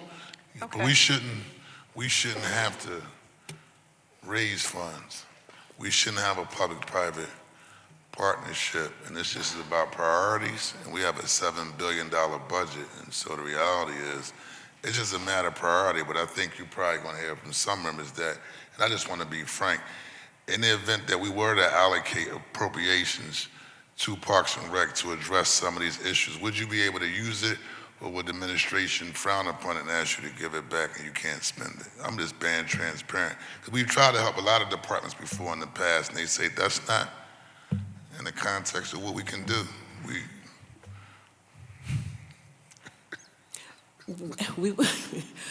Council President Johnson, we will find a way to spend the money? Spend the money, That's absolutely. all I wanted to hear. Point of information, Councilmember Young. Thank you, Mr. President. Along those same lines of if we allocate money and, your executive branch is the ones who spend it, but council has a pocket of funds as well through our ITEF. Are we able to use our ITEF to purchase these types of equipment that our pools need and our communities need? Your ITEF serves only for capital. Yeah, ITEF is only for And capital. that's $15,000 or more, sir, and it has to be something that's in place that's not movable, immobile. Thank you, and I only bring that up because, again, these are measures that council has in place, but we're handcuffed. Providing those types of services that our pools would like to see. So because we don't have, that's our funding ability, so we can't fund those type of things, but our communities are asking for it, then what can we do to really get that implemented? So thank you, Mr. President. Council President Johnson, Marissa Washington, First Deputy, just mentioned that there are 4 sites that will be equipped and 12 more sites will be refurbished. Yes, Please provide to the chair. Very briefly. I wasn't done yet. Very briefly. Thank you, Mr. President. And so I was told that the improvements to Pleasant were around the range of 25,000 or so. So is that about average, or did you say 15, or? No, that's for the 15 that I was responding to using ITEF funding, that it has to be $15,000 or more, and it has to be capital. Okay. Two things real quick. One, as a mother of a 16-year-old, I want to thank you and applaud you for the program for young girls. So thank you very much for your work around that, the issue surrounding growing into adulthood for young women today. So I just wanted to thank you for that. And the last question I had was actually for the library. Kelly, Mr. Director, I just had a question for you. Digital literacy classes in libraries, is that happening? And are we using AI in any way in those classes? Are we teaching AI, or can we do that? We've not really moved forward with... Could you speak into the microphone, please? Oh, sorry. We've not really moved forward with teaching AI at this particular time. It's something that we want to do. We have digital resource specialists that work in 18 of our libraries. They do provide support and help for any patron or anyone who comes into the buildings who wants some special support, and some of them may have some expertise in that particular area, but it hasn't been something that we have moved forward on concerted, I mean, as a, from the senior level on down, but it's a direction we want to go in. Our biggest focus has been trying to build up our staff and keep these buildings open, and continue to provide the basic level of library service, but it's an area we want to move into. Okay, very good. I just want to encourage the use of AI as much as we possibly can, because, our young people are getting left behind. Look, our old people are getting left, everybody's getting left behind. Yeah. I just think as a city, we have to step it up. So thank you so much. Okay. Thank you, sir. And thank you all for the work that you all do. Thank you, Member Bass. She recognizes Councilman Rulandell, then Councilman Quetzalcoatl. Jay was. Oh, I'm sorry, Jay. When you must have pressed the button, it went down to the bottom. Yeah. Yep. Councilmember Jeffrey J. Young, then Councilmember Rulandell, then Councilman Quetzalcoatl. Thank you, Mr. President. I want to start with, and I want to say thank you to Parks and Rec and the library. I think that you two are probably literally the most important departments to our families and our communities, because we rely on you to kind of fill those gaps and voids in our communities. And I want to start with Parks and Rec first. It was mentioned today about combat sports and particularly boxing in our rec centers, but I want to note, just for the record, that the fastest growing high school sport is girls wrestling. So just keep that in mind when we're talking about combat sports. I really think that combat sports is a way for our communities to kind of channel some of that energy that we have. When I was growing up, when I was a youth, I went to wrestling practice at MLK Rec Center sometimes. I had wrestling practice at the Blackhawks field at times. So I do think that having more combat sports in our communities, in our rec centers, is a positive for our communities, because it gives us a way to learn discipline, to channel that energy, to channel that frustration in a more positive way. So anything that we can do to improve, to invest in those types of activities, I'm all for it. I want to also commend Parks and Rec for partnering with the police department in the 22nd District for the Summer Nightlife Series. There are activities every single day at 2 recreation centers in the 22nd District, at Winchester and at Penrose. And those community members have said that although there was activities happening every single day at the rec center, that's the quietest their neighborhood has ever been, right? And so we want to continue to invest in these types of programs, these types of positive programs that are going to uplift our communities, provide our young people and our residents in general with things to do during the summer months that are positive, that are able to get our minds out, get us away from a certain mindset that we're what the past has been, because our kids, our community deserve this type of investment. The one question I do have is regarding lifeguards and lifeguard training. Every year it seems like we have the shortage of lifeguards. We're opening up 60-plus pools. That's great. But it seems like we have a shortage of lifeguards every year. So what proactive measures is the department taking to ensure that we have enough trained lifeguards? And this is going to be a good summer job, right? You mentioned that, you know, the Parks and Rec is already hiring 1,100 C2Well kids to work in Parks and Rec. Like, what else are we doing to encourage our teenagers specifically to become lifeguards? And I'll say there's a indoor pool in my district at Hartramp that's owned by the Housing Authority that can be used all year round to train our residents to become lifeguards. So what types of things is Parks and Rec doing proactively to train and hire more lifeguards? Thank you for that question, Councilmember Young. Well, the first thing that we're doing, I think is one of the biggest, is the incentives that we're offering to young people, that additional $1,000 if they sign up by, that's just how much we're trying to make sure we have lifeguards in time at our pools. If you sign up by April 15th, you get an additional $1,000 because the struggle was real and we just did not have young people.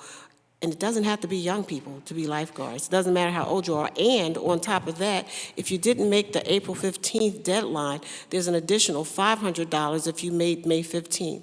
So, and you don't have to pay for the certification. That certification is $400. It's free. We are doing a ton of social media. Our leaders are putting the information out, and I actually go on radio and on TV pushing the need for lifeguards. And so it's there, and we're going to continue to do what we can with the incentives, with the social media, me going on radio, going on television, community notifying, having flyers in the community. So we're doing, if you have something else that you'd like to suggest, we'd be happy to hear. No, thank you. I do think that some of the critical life safety jobs for our kids they seem to be underfunded, or not underfunded, but they are. We have a hard time hiring for lifeguards and crossing guards, right? I mean, those things should be the easiest, I think, that we should fill for our communities. Maybe we should start cross-marketing and say, hey, crossing guard, you're a crossing guard during the school year, school is closed during the summertime, we'll train you to be a lifeguard now, right? Like, that's something that, so have those folks continually working all year long. I mean, just some other ideas that we can have to be more creative when we have these lulls, when we seem like we can't find certain people for jobs. So I just think that we can be a little more creative. Mr. President, I do have one question for the library as well. Capital improvements to our library, I think, is very critical. I had my staff do the math, and it looks like per unique visit, the city of Philadelphia is spending $1.08 per unique visit on capital expenditures, while we are spending $2.50 per unique visit for our art museum, right, for capital improvements. And so, can you talk to us about essentially the need for, I guess, more capital funding for our libraries? What are our actual goals? Many branches face reoccurring closures, reduced hours, patron discomfort because of HVAC, plumbing, electrical, and accessibility issues. Like, what do we really need to resolve this issue, and what's the timeline to resolve these issues that face our libraries all across our city? Council, and that is a very good question.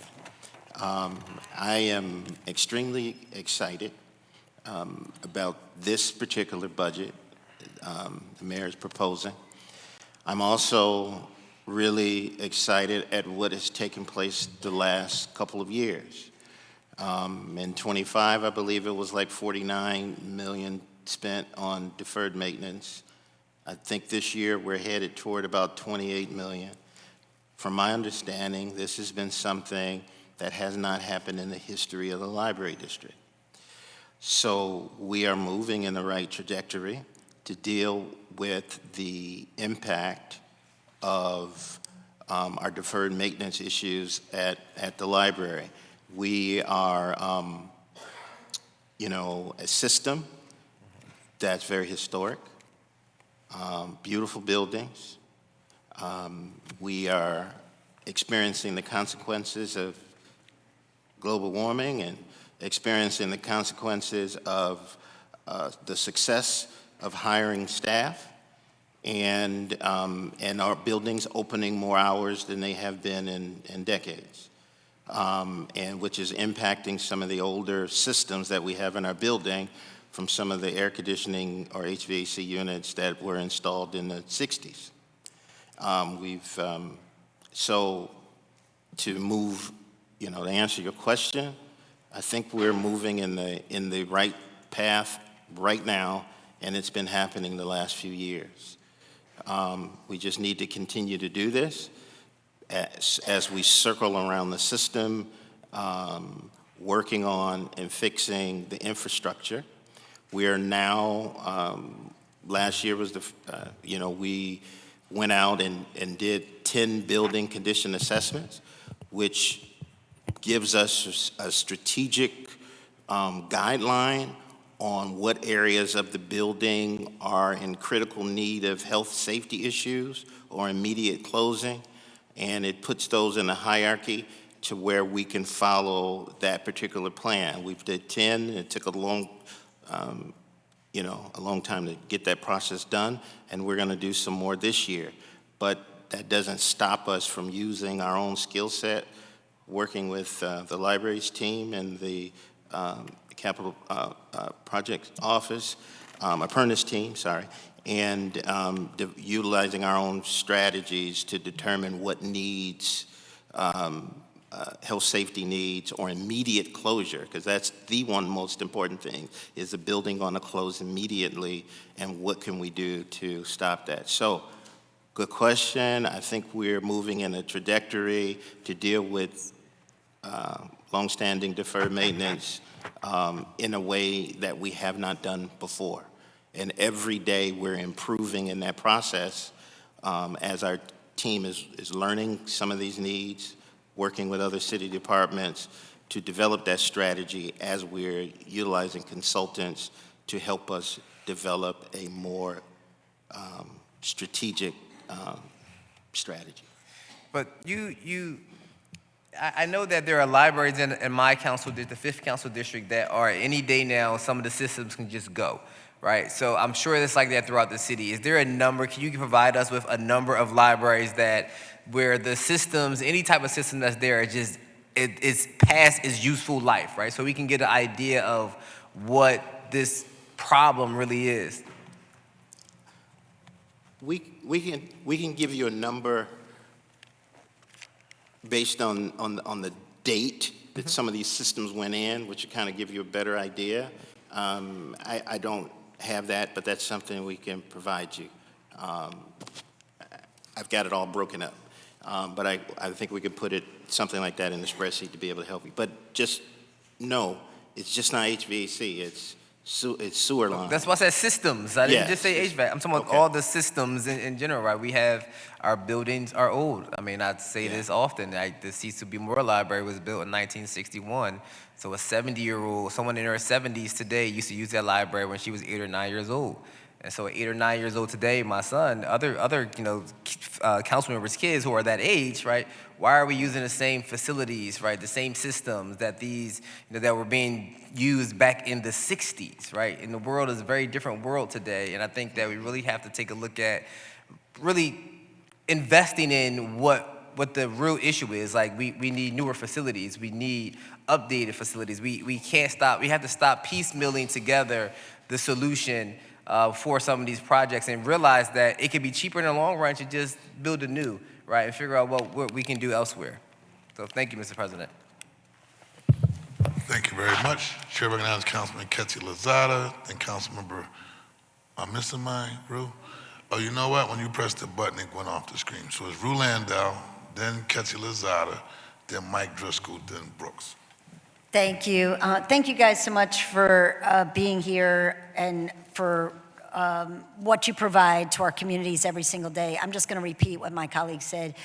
You are the backbones, the lifebloods of our communities, and if if my one vote was the answer to all of this, I would give you much more money than what is being allocated now, because the fact that we come here every single year talking about what piecemeal little things we're going to do to make our institutions and our functions stronger and better, it doesn't make any sense to me. I think my colleague, Councilmember Young, just said it perfectly. He had a community tell him it's never been so quiet and the kids have never had so much to do. That when you provided facilities programming and whatnot, that's what we need. It's just so simple. It's illogical to do anything but that. But I want to stay with the libraries for a little bit because we have had, Commissioner, we've had a talk. I've talked to your staff and I've talked to you a little bit about this facilities plan, and we were told there was going to be the big facilities plan. I'm at large and I get complaints about library closures due to HVAC systems and whatnot. And you said we finally hired someone, they're going to do a full plan, and I think you just said they looked at and have a plan for, they've looked at 10 libraries. This was in the fall. If the person's job is to just go in and assess the building and the facility and the actual operating functions of the facilities, I don't understand why it's not fully done now. So I start by asking you that, and then wondering if the amount of money that you're asking for could possibly fix these problems. I'm so torn when we talk all the time and you hear about the pools. Either you get a rec center or a library that has everything, and then other rec centers and libraries that have nothing. And so we come to this part of the road where you have two choices. Everybody gets a little, or we do it the way that we're doing it, everything or nothing. And it's just insane for me. We've got to just invest in all of them, and then we will not have this problem that you drive a mile down the road and you've got nothing. I am literally sitting here thinking, oh, we could move some pool chairs from this pool over to that. That's just crazy.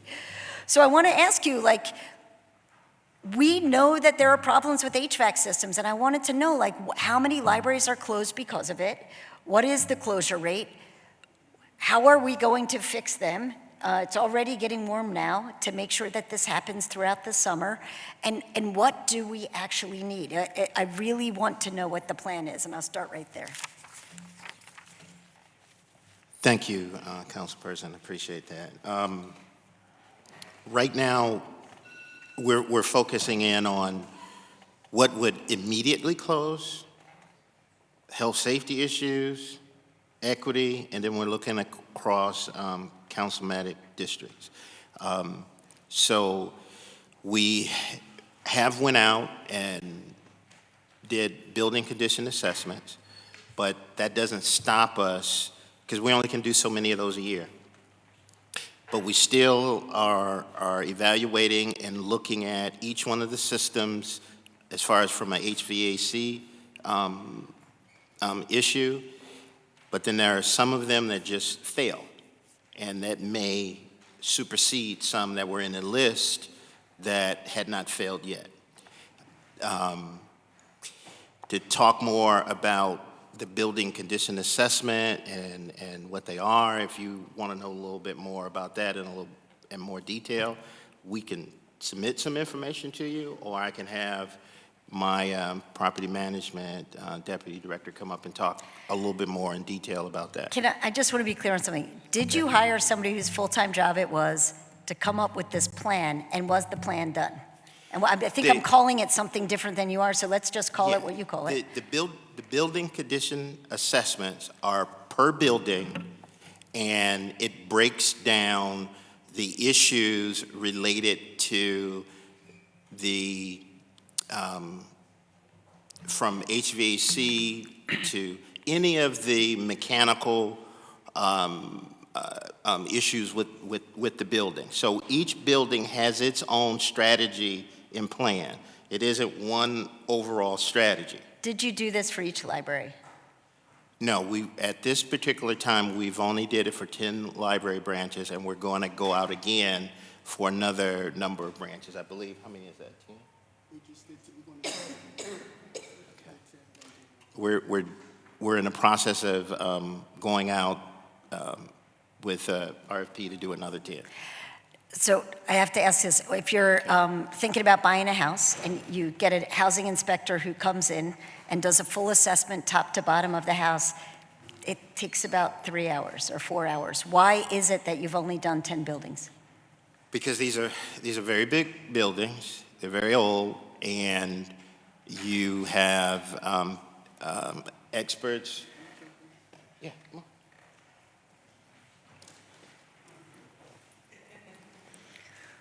This is my property management. He'll give you probably a little bit more detail than what you want, but he'll talk to you about it. Good afternoon, Mr. President. My name is Ty Dupass. I'm the Property Management Director, the Deputy Director for the Free Library of Philadelphia. When I first arrived 2.5 years ago, there was no building condition assessment.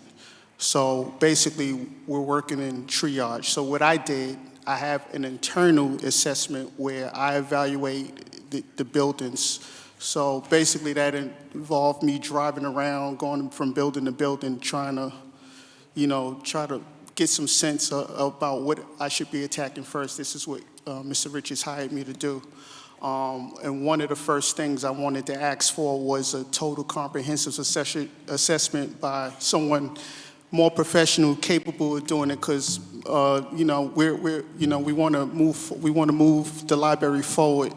So I have a document that I use that evaluates all of the buildings. So, and part of the strategy on the capital side, working with the Capital Program Office, we meet every month.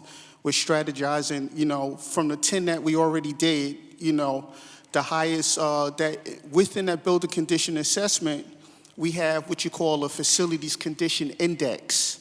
So based on the current value of the building, and we estimate all the stuff that you need to do in the building, and that number exceeds the current value of the building, we have to have a serious conversation whether we're going to keep that building or demolish it and build something else. I hear you. I must admit, I'm fully confused. I was told by more than one person that you were hiring somebody who just got hired in the fall, whose entire job was to create this plan. You can't get a full picture of your portfolio until you do an assessment of the full portfolio. I understand that you might get some outliers while you're doing the assessment. Wait, we have serious problems in this building. Maybe we might need to demolish this building. But you got to do the whole thing. We don't know that, and it's a big city. We should know what's going on in our libraries throughout the city. Well, the first 10 buildings that we did, along with Capital Program Office, we hired a group of architects and engineers to perform these assessments. From the time we started to the time we ended, they wrote up the information we needed. That took several months. So out of the 10, in the perfect world, I would like to do all 55 libraries, but it's just a lot of information to take in. I'm at the point now, I'd really love to ask you how much we've spent on architects and all of these other folks in order to have a basic assessment. Just for a second. Yes. So I'm going to have our Commissioner Sue Slauson, I'm going to dismiss her at the moment because we're dealing with a major issue at the moment. Do you have someone you want to sit in on your behalf to answer any questions, or we can do it in the follow-up? Thank you, Council President Johnson. Marissa Washington, First Deputy Commissioner, she'll sit. Okay. Please join us at the table, Ms. Baxter. Thank you. The chair recognizes Councilman Rue Landau. Yeah, thank you. I really think for council, we would really appreciate you submitting the findings of the 10 buildings, a plan of when the other 45 will be done, and also how much we've spent to assess these 10 buildings up until now, because what we need to do is spend the money on the buildings, right? If we don't have that number now, this is fine. I think the hour is running late, and you can submit at a later date, but we'll give you a little more detail. The problem is this comes down to closures and staffing and all of the other issues, right? So we have to, you crack the first nut first, but we really need to know when these buildings are being closed for issues like HVAC. staffing issues associated with it and when these can be fixed? Good afternoon, council member. I'd just like to give a very brief overview of how the sites were selected and why we started with 10. So over the past decade or so, there's been a number of different initiatives that have led to investment in libraries. Rebuild, for example, has already touched a certain number of libraries. 12 will be addressed in total. Beyond that, there's been other initiatives that have improved certain facilities. So we're not looking at the whole portfolio because a certain number of them have already received improvements. Beyond that, there has been a certain number of HVAC upgrades and building upgrades. So we sort of, one by one, all of the, based on the category of improvements, we narrowed down the number of sites. The other issue with doing an assessment of all of the sites at once, a holistic investment, is that those assessments tend to get dated by the time you actually get to the point of addressing them. 10 libraries alone, if you were to look at the estimate that came back for what those need, they're tens of millions, I'll say, and we're happy to provide those numbers.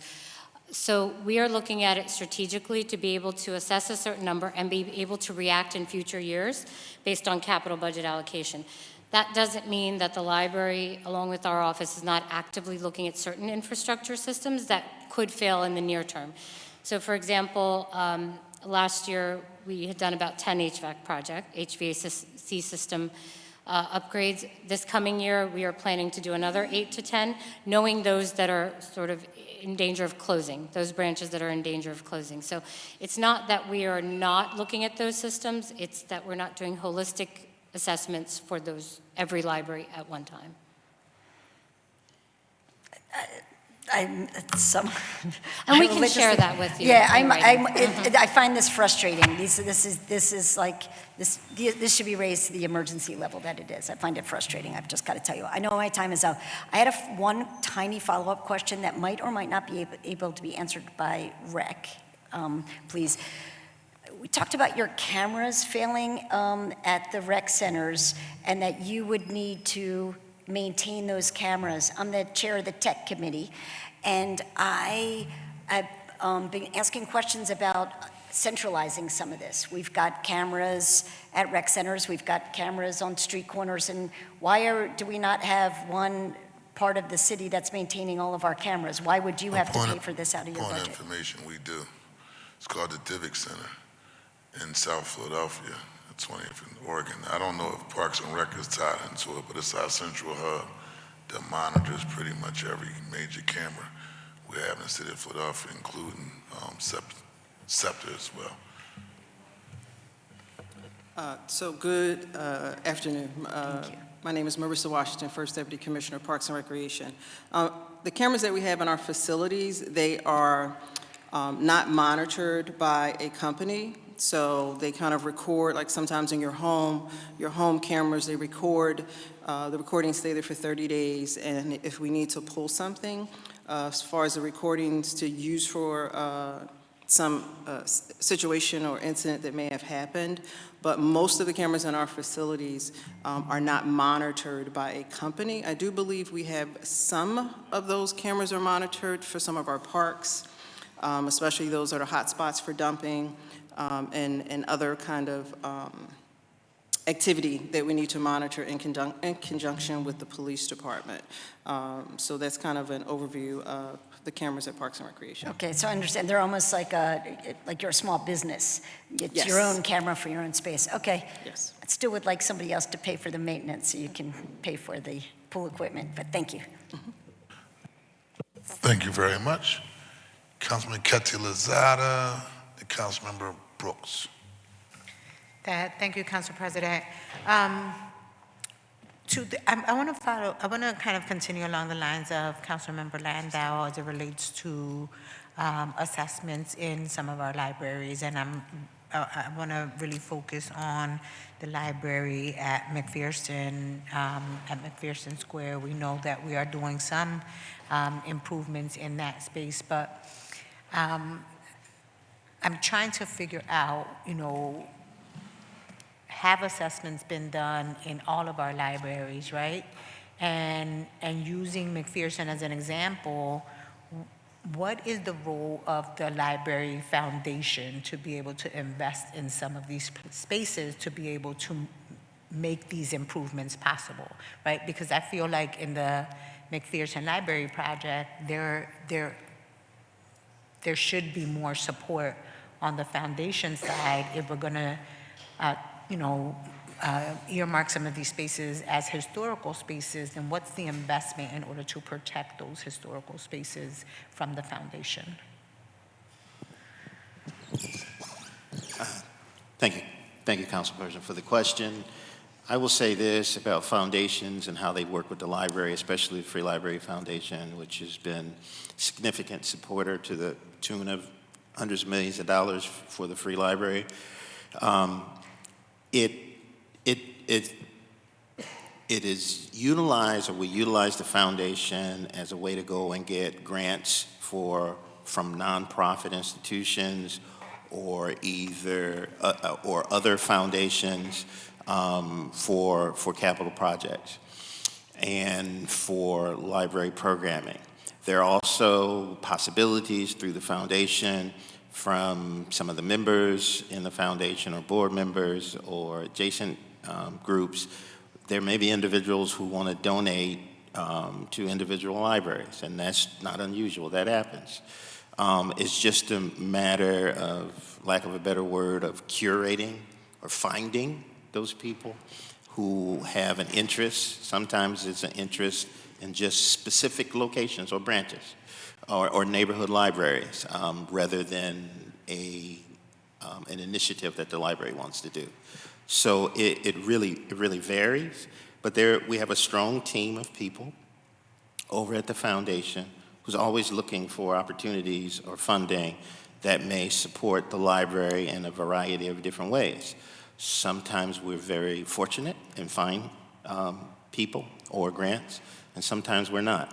Over the years, there have been initiatives, spearheaded by the foundation to support the library to the tune of millions of dollars to help at some of our neighborhood libraries. It is something we're thinking about, and I may have more information later, but it is an opportunity, and it is something that is possible. Can you share with us or with the chair a list of which of your libraries have had these assessments and in which cases any improvements that have been made to the library, the support that they've received from the foundation, and what that support is? Can you share that? Yes, we can. We can look through our history and see what libraries have been supported by donors over the years, and which neighborhood libraries have had building condition assessments. We can get that information. Thank you. I also would like to thank the team over at PPNR, Sue, Anthony, Frank, Aparna, all of them. Commissioner, thank you all for your support. You all have made working with the department so much easier because you all are kind of rowing in the same direction. I do have multiple projects that are going on in the district. They've been going on for many, many years. I go into neighborhoods and community residents are like, when is my park gonna get done? And considering that there's the cost in materials and construction and all of that is rising, when do you all believe you will be able to complete all of those projects that were in the pipeline that were at one time considered rebuild? Thank you for that question, Councilmember Lozada. They're on different sort of schedules. Each project, as you know, for example, McPherson Library and Park was stalled for a period of time and now has been restarted. The roof work was completed last year and the building envelope. The next phase, we are continuing through design and construction will begin shortly this year on that overall building project and site work. McVeigh is another site, a rebuild site in your district. we had to change the model of delivery at that particular site. So we have fortunately been able to find an alternate delivery method, and we are restarting that. The design will be revisited, and construction is expected to probably start late this year or early next year. So both are moving. They'll be on different timelines. I anticipate because of the scale of both projects, it will take about 18 months of construction for both of those. So 18 months. 18 months, you said? Yes, of construction. Thank you for that. And then the commissioner mentioned 27 sites, $1.25 million, 2,000 cameras. We were having a conversation with another panel about cameras that have been installed in different places.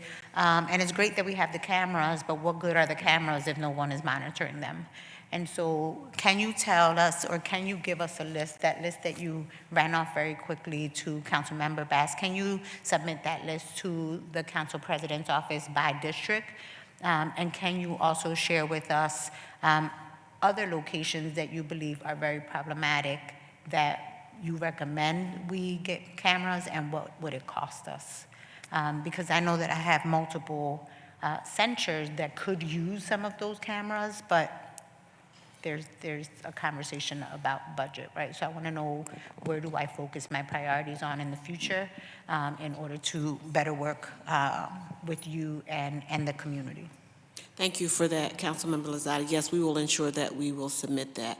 I did want to share something else, is that because of some of the recent advances in equipment, we're able to install cameras at sites without buildings now, and house the recording equipment in a box, because some of our parks, there are no buildings. And so we're able to now install cameras, which I think is another benefit that assists us in dealing with some of our crimes, dealing with some of the, it's warm outside, some of our young people.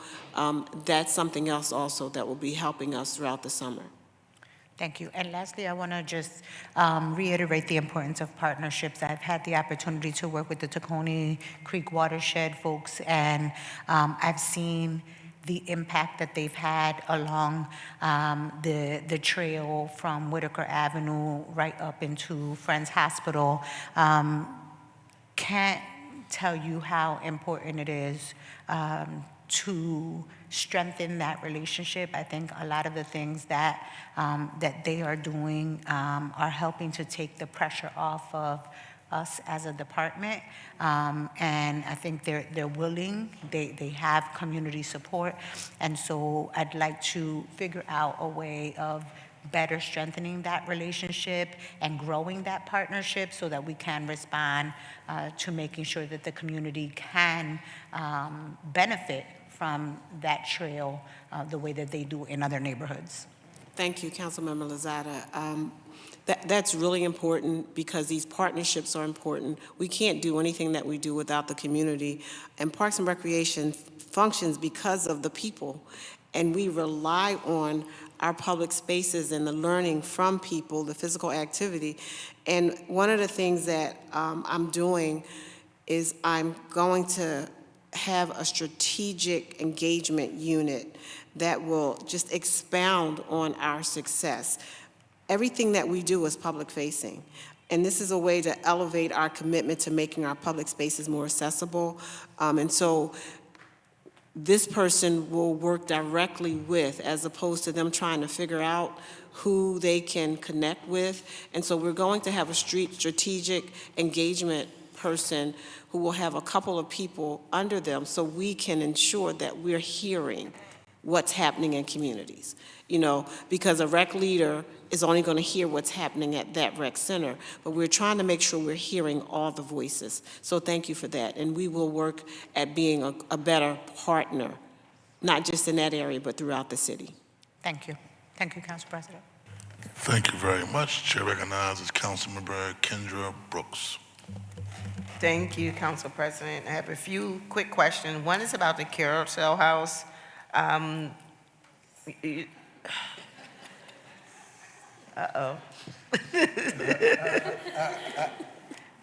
So, it's been an important home for the disability community in Philadelphia since the 80s. I spent a lot of time at Carousel House. My previous position was a recreation therapist, so I did a lot of work within that community. And I was wondering, it's been closed since 2020. Can you give us an update on the status of the construction, along with a timeline for completion? And part two of that is, since they have been closed, we also know that we don't want there to only be one accessible supportive recreation center for the 17% of Philadelphians who are a part of the disability community. What does the disability programming and accessibility look like at other rec centers, and what level of funding is provided for that to happen? And also, additional point of information, can you give us the timeline for the rehabilitation or the rehabbing of the Carousel House? And also, where are the individuals who would normally attend the Carousel House that are disabled? Where are they spending their time at now? And I'm only passionate about this issue because around the issue of gun violence, I have several friends who play basketball there, who are in wheelchairs, and that's like their safe haven. So they have reached out to me before in the past, and I will also, even before your response, just want to ask for us to aggressively, you know how I-95 and Northeast, the bridge fell apart, and the governor found out a way to get it put back together in 10 days. And the reason why I say this is because the disabled community, separate from Minority Leader Brooks, right? They don't have a big-time lobbyist coming down here advocating on their behalf. They don't have people walking the halls of power saying, this is the agenda. So if it's not us inside this room speaking on their behalf, then it probably won't be a super priority. Not saying it's not, but at the end of the day, I know how sometimes things can work if you're not being aggressive about advocating for it, and so. Thank you, Council President. And thank you, Councilmember Brooks. So fortunately, we have been very aggressive with that project. I know it was closed in 2020 because of existing structural issues. It was a rebuild project. The challenges early on that project was to be able to accommodate the program that community needed.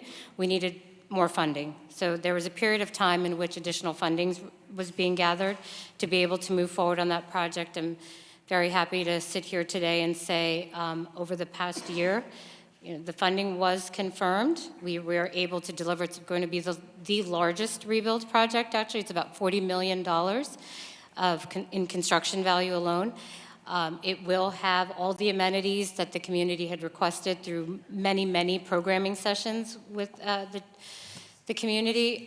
We have been keeping the community abreast of the status of the project. We've been very active and proactive in holding several community meetings. We do a monthly update. We have members of our team who have been going out into the community to provide updates. It's currently in construction. It's currently in design. We're getting final documents within this month, early next month, and it will be bid and go into construction this year. And we are doing everything in our power to make that as fast as possible. It is a very large facility. It will have a very large gym with walking loop to house, exactly that, the wheelchair basketball tournaments. It will have, and other communities are going to get mad, but 2 pools, one that's a lap pool that's something to help train lifeguards, and then a very special pool, 0 entry, so folks that are in wheelchairs have an easy access to the pool. So it is a very large facility. I want to say that to be able to provide in the construction timeline, we will do our best to move at I-95 speed. It will take about 18 to 24 months, so in 2028 it will likely open. Okay, and what about the programming for folks now? What's happening at other rec centers to accommodate some of the programs that were at Carousel House? Thank you for that question, Councilmember Brooks. The programs that were happening at the Carousel House were moved immediately to Gustine Lake, which is accessible. And I think with the new rebuild facilities, it is so important because I think Council President Johnson's question is key. Because when these facilities were built years ago, they weren't built with handicap in mind. And so now with these new facilities coming online, we have more sites. Well, all of these sites, they have to be handicap accessible. And on top of that, we had a position, and I am in the process now of hiring an accessibility manager, because we need to make sure that we are mindful of people that might need some special attention. And so we'll have an accessibility manager that we can identify those basketball players, especially along with our engagement director. We can identify those people that need specific needs, and we can direct them now to facilities that they can actually get in and play basketball. And so we are working on that. And this is just a point of clarification. So will the accessibility manager be checking accessibility needs at all parks and recreation centers? Absolutely, not just one location. They're being hired to take an overlook at the entire system. Thank you for that. That's really important, because it came up at our accessibility hearing around voting, because some of the rebuild projects were built and it was accessibility issue for folks to get in, which is illegal, but I digress from that. So thank you so much for hiring someone to make sure that all of our park and recreation centers are accessible. What about programming? Because I know right now that Carousel, well, not right now, well, Carousel was like the hub. However, people with various abilities live all over the city. What type of program is available in other communities as, you know, the population continues to grow from gun violence or just aging? What programs are available for folks? And I ask this every year, will all the wheelchair lifts at the school, at the pools around the city be open this summer? Well, the 63 pools that we plan to open, Frank Faby has been working to ensure that we have the pool lifts, so the need, because there is a major need. And so, yes, we will have those lifts at the pools, Councilmember Brooks. As far as the programming, I cannot say, I'm going to ask for Deputy Commissioner Rob Jackson. One other thing, so to that point, as they talk about the accessibility manager, even if it's not a specific program, is there someone available to help a program be adapted to accommodate a child with special needs? Because it doesn't always have to be a whole new program. It could also be just a few tweaks that are made for the children to be able to enjoy what everyone else is enjoying, and we need to take that in consideration. You can tell that this was your field, because one of the questions that we had for the person that we were interviewing, that was pretty much the question. So, yeah, I mean, you think about accessibility, it's a lot broader than people recognize. And so we're not just looking at one piece of accessibility. We're looking at the totality, and we're bringing someone on that has had some skill and some background, and not just in one area of it being an accessible facility or an accessible pool. Thank you. And also, just from a point of information standpoint, something that I saw the Department of Parks and Rec do that was a little different than I saw in the past was, I remember, like, I refurbished all my playgrounds, right? And I like bright colors. That's my thing. I like the bright reds, the bright yellows, the bright greens. You know, I said, wait a minute, Mr. Johnson. Our new standard is making sure we adapt to children who have autism, right? So we have a different type of standard regarding the playground equipment that we are utilizing to make sure we're meeting the needs of young people who have autism. And so you hiring a accessibility manager, I think, puts us in a new direction in terms of making sure we're being more accommodating to those who have disabilities. And I even saw some playground equipment also making sure we take in consideration our senior population as well, which is a different conversation, but it also is more inclusive of everyone who want to enjoy our parks and our recreational facilities. But I just want to, again, I think it's great having an accessibility manager, and also, you know, whatever we can do to make sure that the disability community is like a key priority as we move forward. I think it's great. I'm can respond, call, yes. Can I call You sure can. Okay.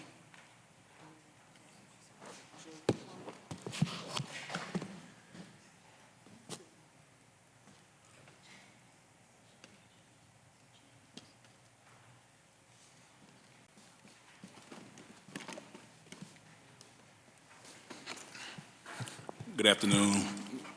Rob Jackson, Program Deputy Commissioner, Parks and Rec.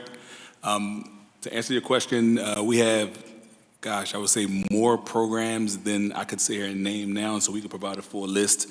But we have tons of basketball programs. All of our gyms that have accessibility entry are available for basketball. We hosted the youth basketball wheelchair tournament at Mayfair Rec Center this year, the KD Curling tournament. That went off huge success. We have quite a few facilities with sensory corners that take into account our summer camp directors adjust their activities to accommodate all special populations. And we've been working countlessly with our colleagues in Capitol to make sure that that's reflected in any new construction. And we have at Champion Park, we have Joey's Place, which is an inclusive playground for special populations. So for a full list, I'll make sure that I get that information over to you after the hearing or to Council President. Thank you. Thank you very much. One more question? Sure, Not for Parks Member and Rec, Brooks. though. For the library, this is a quick question. So one significant use of the free library is printing. So as folks come in to get their printing needs, we've heard from constituents that the library does not take electronic credit card or debit payments for printing. What types of payments are accepted, and when will electronic payments be accepted or readily able to use at the library? Thank you for the question. I believe my IT manager is here. Jen, why don't you come up and explain this? I don't want to give you my explanation. I want to go to the source. And this will be the last follow-up, everyone. Today is Passover, so we want to be respectful. Individuals need to get home as well. Is that all right? Yeah, I'm done. All right, I'm Jen McGuire-Wright, Director of Performance Management and Technology here at the library. The equipment that we use is leased equipment, and that is something we will look into. It is not yet up for renewal, but we will look into that when it's up for renewal. It's ancient coin-operated machines at the moment, so we hear you, and that is something we'll put on our list. Renewal this year? I need to check on when that lease is up for renewal. I don't have it off the top of my head. All right. And Council President, I just wanted to say this, for us to even be able to look into it, is showing the trajectory of the resources that you have given the library, because Jen said it's coin operated, and she said it was ancient. It's beyond that. And as we are going through and modernizing the library and modernizing how we provide service to our community, this is one of those areas where we're going to be making a change. But I wanted her to explain that, because I'm always asking for something. Thank you very much. And last, Member Phillips, are you going to put on the record? Yeah, the question for Member Yeah, I have Go a ahead, question sir. for Member Driscoll, but I just want to put a record. I'm going to send you the rest of my questions for writing, particularly around potential municipal guards and camera maintenance, and also some staffing questions that I didn't get a chance to ask that I wanted to do in the second round. But Member Driscoll, as many of you know, we just recently learned, unfortunately, that there was a small plane crash in the northeast section of Philadelphia, and we're going to recess very quickly. But on his behalf, we couldn't be here. He had this question on a record. PPR sustainability work and illegal dumping efforts, particularly around the cleanup efforts in Pennypack Park. Can you just talk about sustainability work and illegal dumping efforts in Pennypack Park on behalf of Member Driscoll, who had just had to step out to deal with the recent circumstance, excuse me.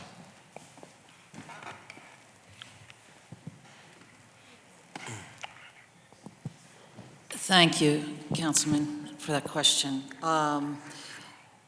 My sustainability director, Natalie Walker, and I have been working with Clean and Green, the Office of Clean and Green, meeting weekly on, as part of the illegal dumping task force.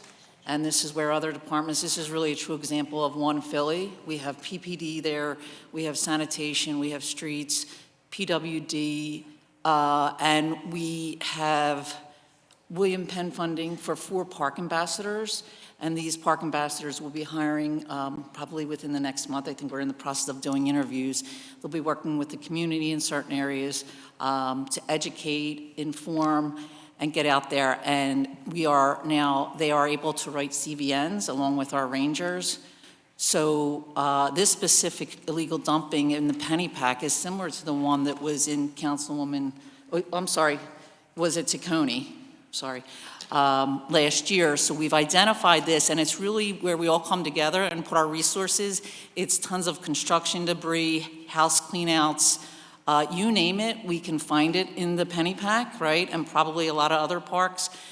But this material is getting into our waterways, right? And it's so unsafe. So we are coordinating these efforts to clean them out, restore them, grade them, seed, and then, right, that's not enough. You have to add barriers, whether it's fence, bollards, boulders, signage, cameras, lighting, right? So it doesn't keep recurring at these locations. So our next stop is Cobbs Creek and Whitby. I think, Councilwoman, your team has reached out to us about that. So we're going down there, and we look at, from a holistic approach, how we can resolve this and stop it from happening in our parkland. And just to follow up on that particular part, just what is the vacancy rate for programming staff that can help out with things? Do you know programming staff in Parks and Rec? This particular park is a watershed. Oh, watershed, I'm sorry, but just I'm on the side question, still with that question answer. For our programming staff, what's the vacancy rate for that? And how many in our programming? Is it 25? I saw rec leader trainees. Thank you for that question. We don't have that broken down. We have our overall, but we can get you that information, Councilmember Phillips. All right, thank you again. I wish I could ask the other questions, but I'll submit it for the record since we're at time together. Thank you so much, Commissioner, for your work. 1 second. You had a question? I did. I just wanted to ask for the record, in what ways can municipal guards support public safety? As we know, some of the staff members have been talking about, how they are they have to do work of security sometimes at our rec centers. In what ways, from your perspective, could the municipal guards that we see at our libraries be supportive of public safety?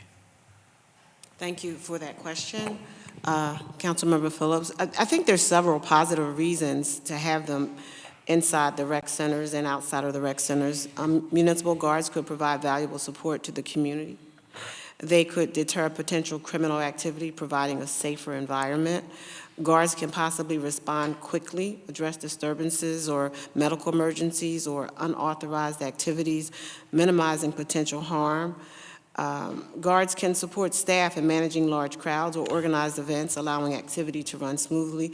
But along with the pros, and there are always some cons, there are some concerns about municipal guards being present at recreation centers also.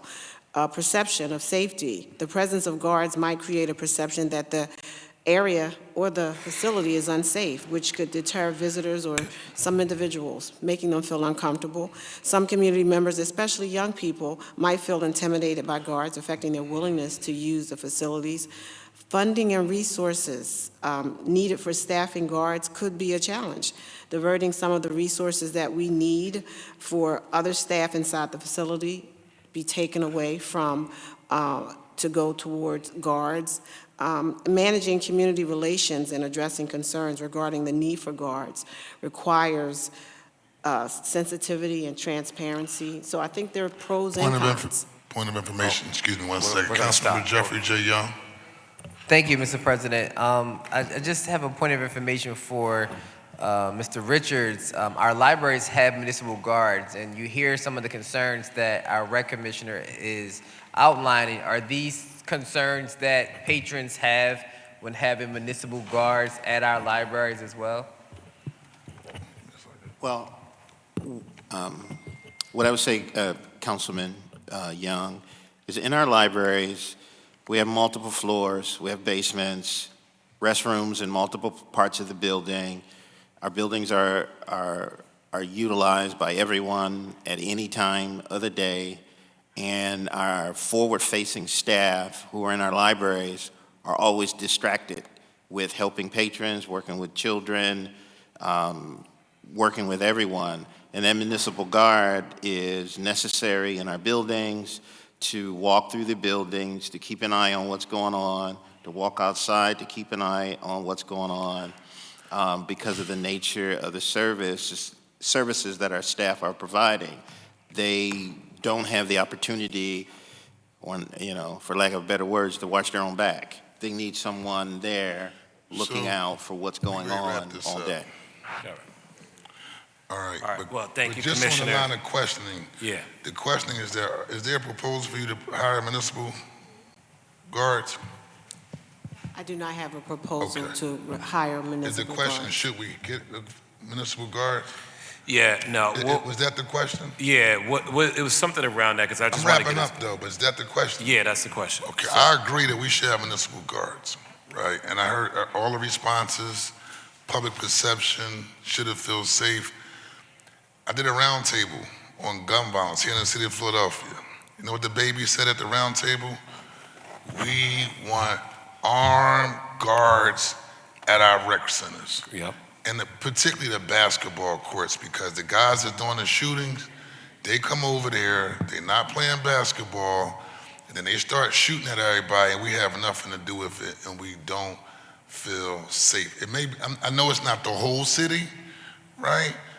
I think it's some parts, and I know when we talked about this before, Commissioner, I remember you said, well, maybe also we partner with community groups, right? But until we get to the point where maybe Parks and Rec do a contract with organizations like PAN, there's intervention groups that could be on the ground, or Philadelphia Ceasefire, or we hire boots on the ground organizations to be there. I'm still an advocate of the presence of somebody official will give some of these young people an opportunity to think twice. Sometimes it's the presence of a uniform just slows things down. And the classic example, and I have to wrap up because several members have to leave, and we can have a longer conversation if you don't want to do a callback. But even in University City, right? University City District have the bicycle patrols that ride through the neighborhoods, right? They don't have any guns on them. But the fact that they ride down the street at 2:30 in the morning, keeping their eyes on who's trying to go inside people's cars is just a presence. So I do think it's something as a city we might want to be forward thinking about in the near future, because I believe the investment will outweigh any offsetting, I'm not even gonna say negative consequences, but if somebody feel like, oh, I don't wanna go over there because there's a guard and because it feels more safe, or I don't never wanna talk about resources because it's just that important from a public safety standpoint. Just something to think about. Can I ask the question, Council President Johnson? A very brief one, because then I'm calling for adjournment. But Okay. Yes. And y'all can talk, like No, he's the chair, just- y'all can have a personal conversation. Well, I didn't know we were talking about armed guards. I thought. No, we wasn't talking about armed. Okay, we I'm want. not talking about Oh, because armed. armed guards is something totally different. Yeah, I'm not talking about armed. You talking about armed? Yeah, Okay. I'm not talking about armed. Okay, Yeah, just we would just talk about the same guards at the just a library. presence. okay, thank you. Listen, we thank all of you for your testimony. I thank my members though. We've always been done at 4, but this shows that we're committed to doing a deeper dive and addressing these issues, and thank you very much for being here today.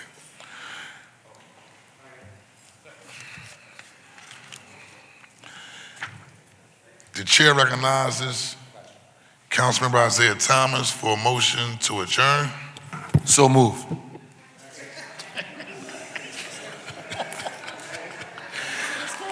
It has been moved and properly seconded that the public hearing and meeting on the bills and resolutions before the committee today stand in recess until Tuesday, April the 7th, 2026, and at 10 a.m. All those in favor signify by saying aye.